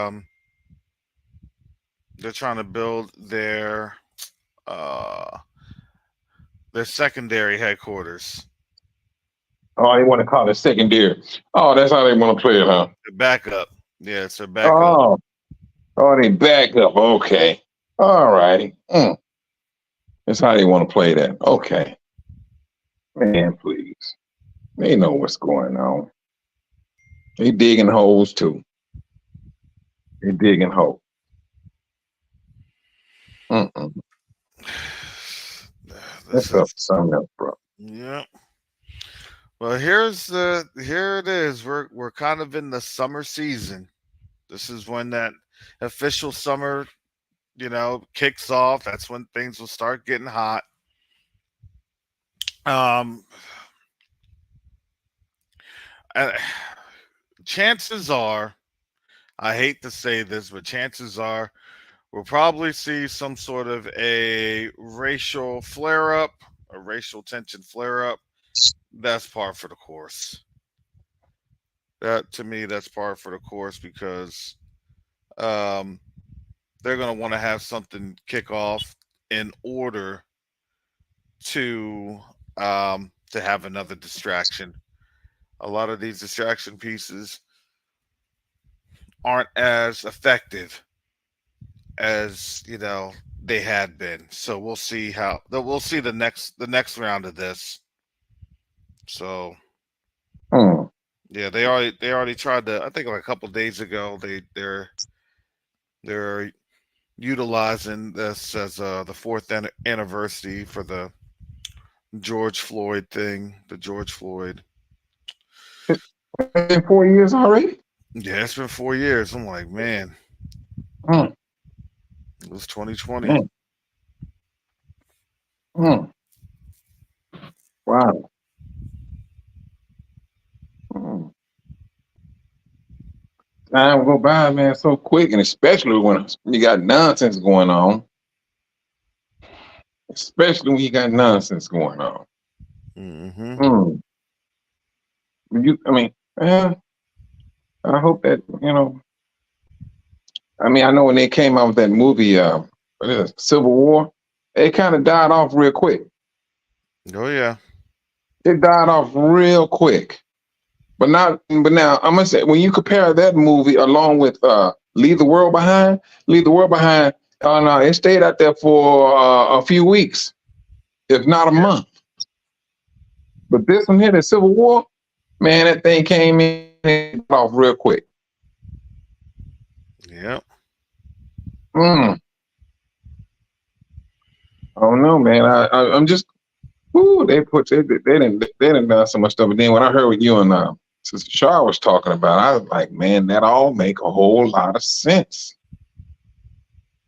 But like you said earlier, for what Black people say in their analysis, they don't take you serious. Mm-hmm. They just flat. It is what it is. Now what?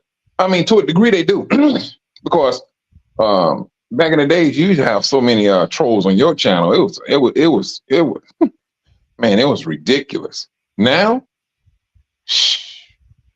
yeah, they taking care of business now, and then they may not go out there and say it to the world, but they know where they heard it from.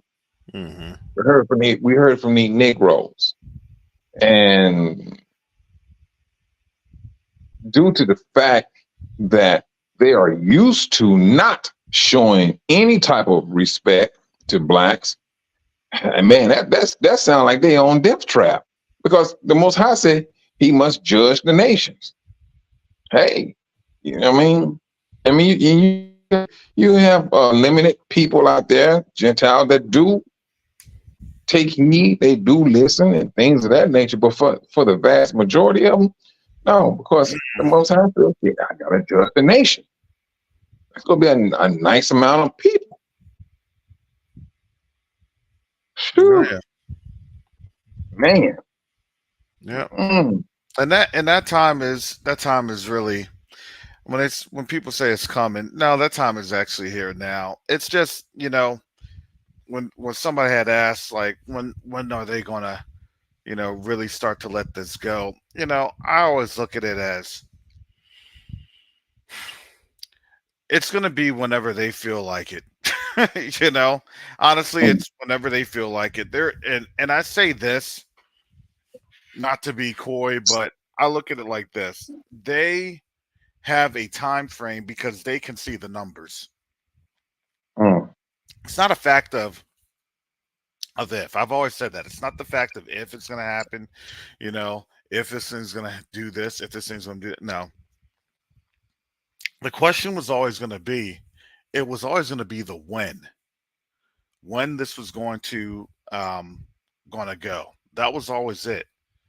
When is this going to go? And I would always say is that the when is when they are down to really their last, bit of resources, or they know that resources are going to get dramatically shortened.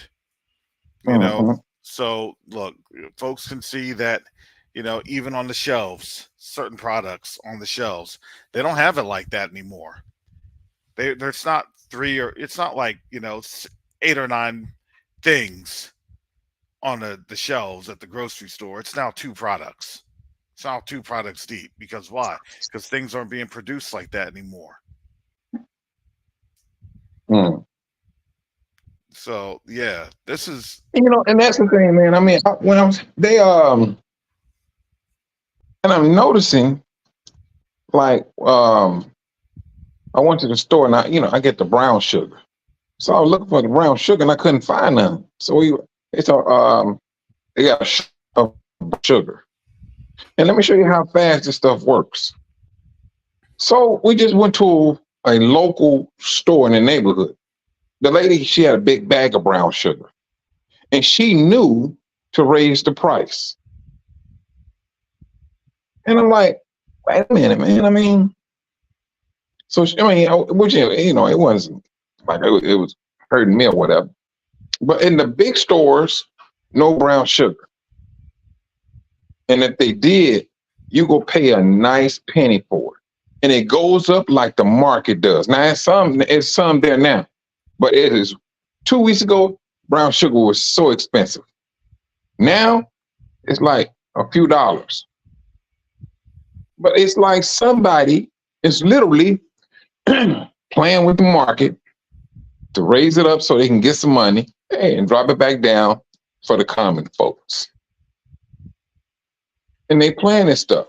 Like with the food, what's it called? Oranges and limes, grapefruits. Mm-hmm. You go into a big chain, there's no seeds in those fruits. None. There's no seeds in them. So I'm like, now, if you don't have a seed in it, you can't replant and grow. The problem that is this. When they want to say, hey, we had a problem with, let's say, the limes. They didn't come in this year. What can they do? They go raise the price. They can raise the price because now that seed, they have it. They can grow it, slow it down, pick it up. They have that. But you as a common folks, you don't have that. Look at your grapefruit. Look at your oranges, limes, and lemons. You ain't gonna find too many seeds. And if you do, they're gonna be very small. Very small. And I'm telling you, this is already here in this little local neighborhood. And we asked this lady, where'd she get the limes from? Because she cut it and she realized there was no seeds in it. She did not know it. She just sells them. There's no seeds in the stuff. It's like they want to control. In order to control man, you need to control the food sources. It's just that simple. Mm-hmm. And this is some sinister stuff that I'm seeing. Sinister. And even here, they're doing it. They're doing it here. Majority of this land, they leasing it to the Indians and Arabs and everything. And then you look at, what was it? Swahili Nation. They was complaining about the Arabs buying up a large amount of African territory. Mm-hmm. Yes, it's called concern. The know what I'm saying? Emiratis were buying up like a ton of Zimbabwe. You s- Bought up like 20% of Zimbabwe. Like that's crazy. who is allowing these people to do this? That's the thing, because now you shooting yourself in the foot, because eventually, well, you may be in power right now, but your kids and your kids, they're gonna fall to the wayside. That's what's going to happen if it continues. If this nonsense continues to go the way it's going, man, they gonna mess around, and rename Africa, call it Arab. Mm-hmm. And I'm telling you, this stuff is so sinister. Ah, it's crazy. It is absolutely just downright crazy and mind-boggling at the same time. Exactly. But we a lot of us are still asleep, bro. A lot of us are still, In more and we ways, ain't gonna understand that till your stomach start growling. yep, in more ways than one. You know, people Yeah. start to wake up when they have an empty stomach. Right? People start to wake up when they have that empty stomach. So that's probably what it's going to take. And you know, that's up for the Most High to do his thing. But until then, Mm-hmm. you know, the work continues. The work continues. Anything else, brother Mike? Because I'm gonna wrap this on up. I'm not gonna lie, I'm tired.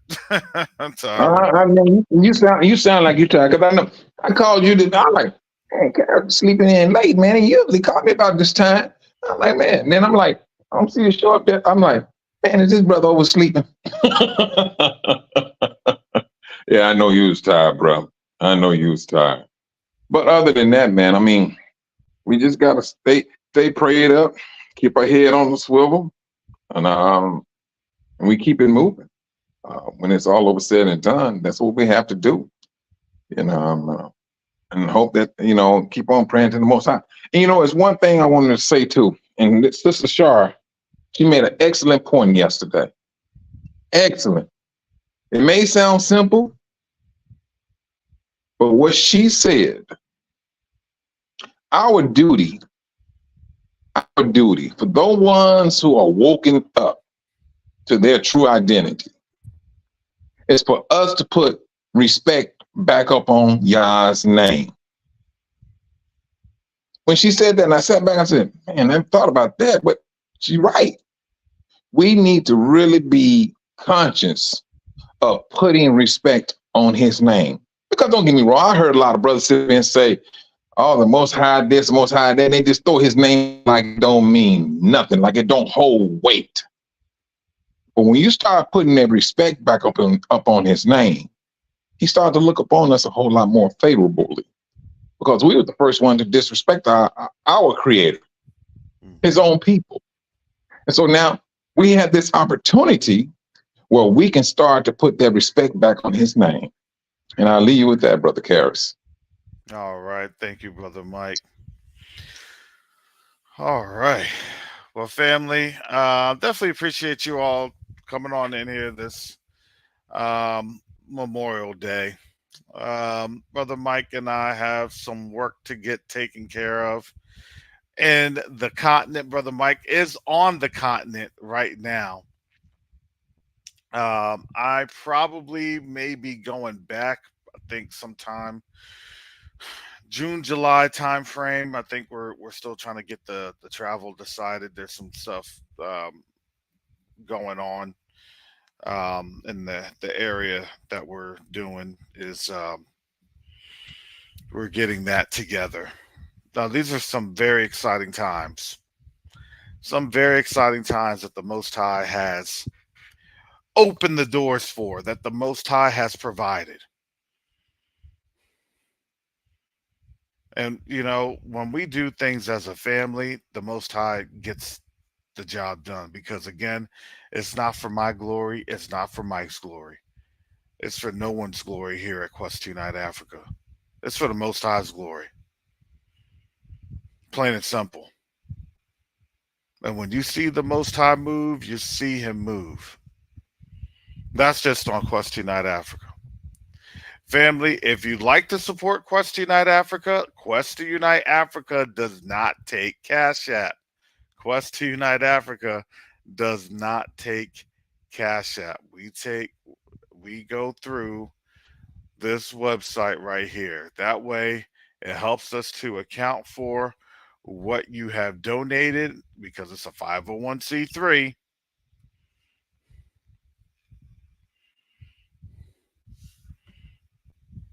That's that. That's how you donate to Quest Unite Africa.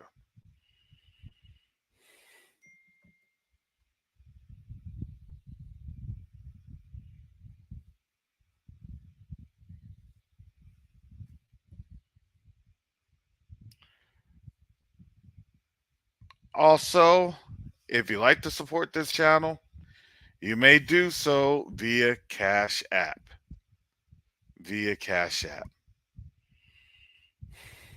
And that's $COVAWK. That's it. That's how I get this channel up and running every day.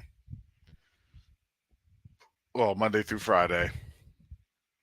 Except if it's a weekend holiday when I've had family in town. That's always a that's always a little bit of a hurt factory, but I'll get on in here. We'll discuss, and there's a lot of things to discuss because, family, I want you all to understand the time that we have in Babylon.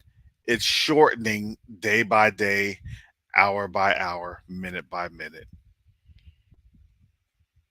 And when I said we have to do the work, we have to do the work. Don't let any distractions hold you down or,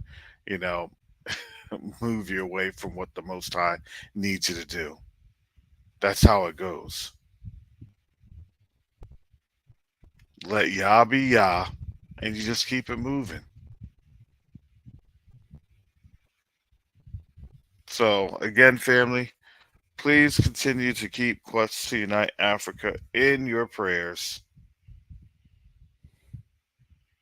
That's how this thing is going. We're very excited because we're about to get some things hammered out this week, some contracts taken care of this week.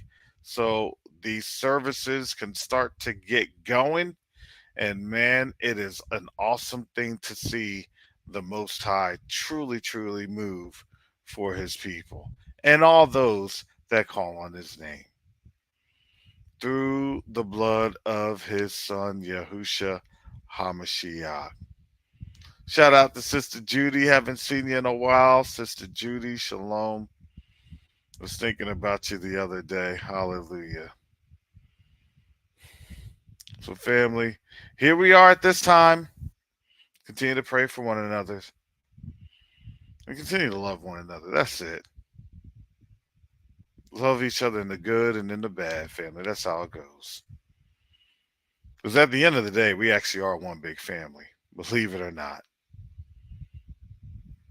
So with that said, family, shalom, salama, siyemi, shalom, peace and blessings, Yasharel.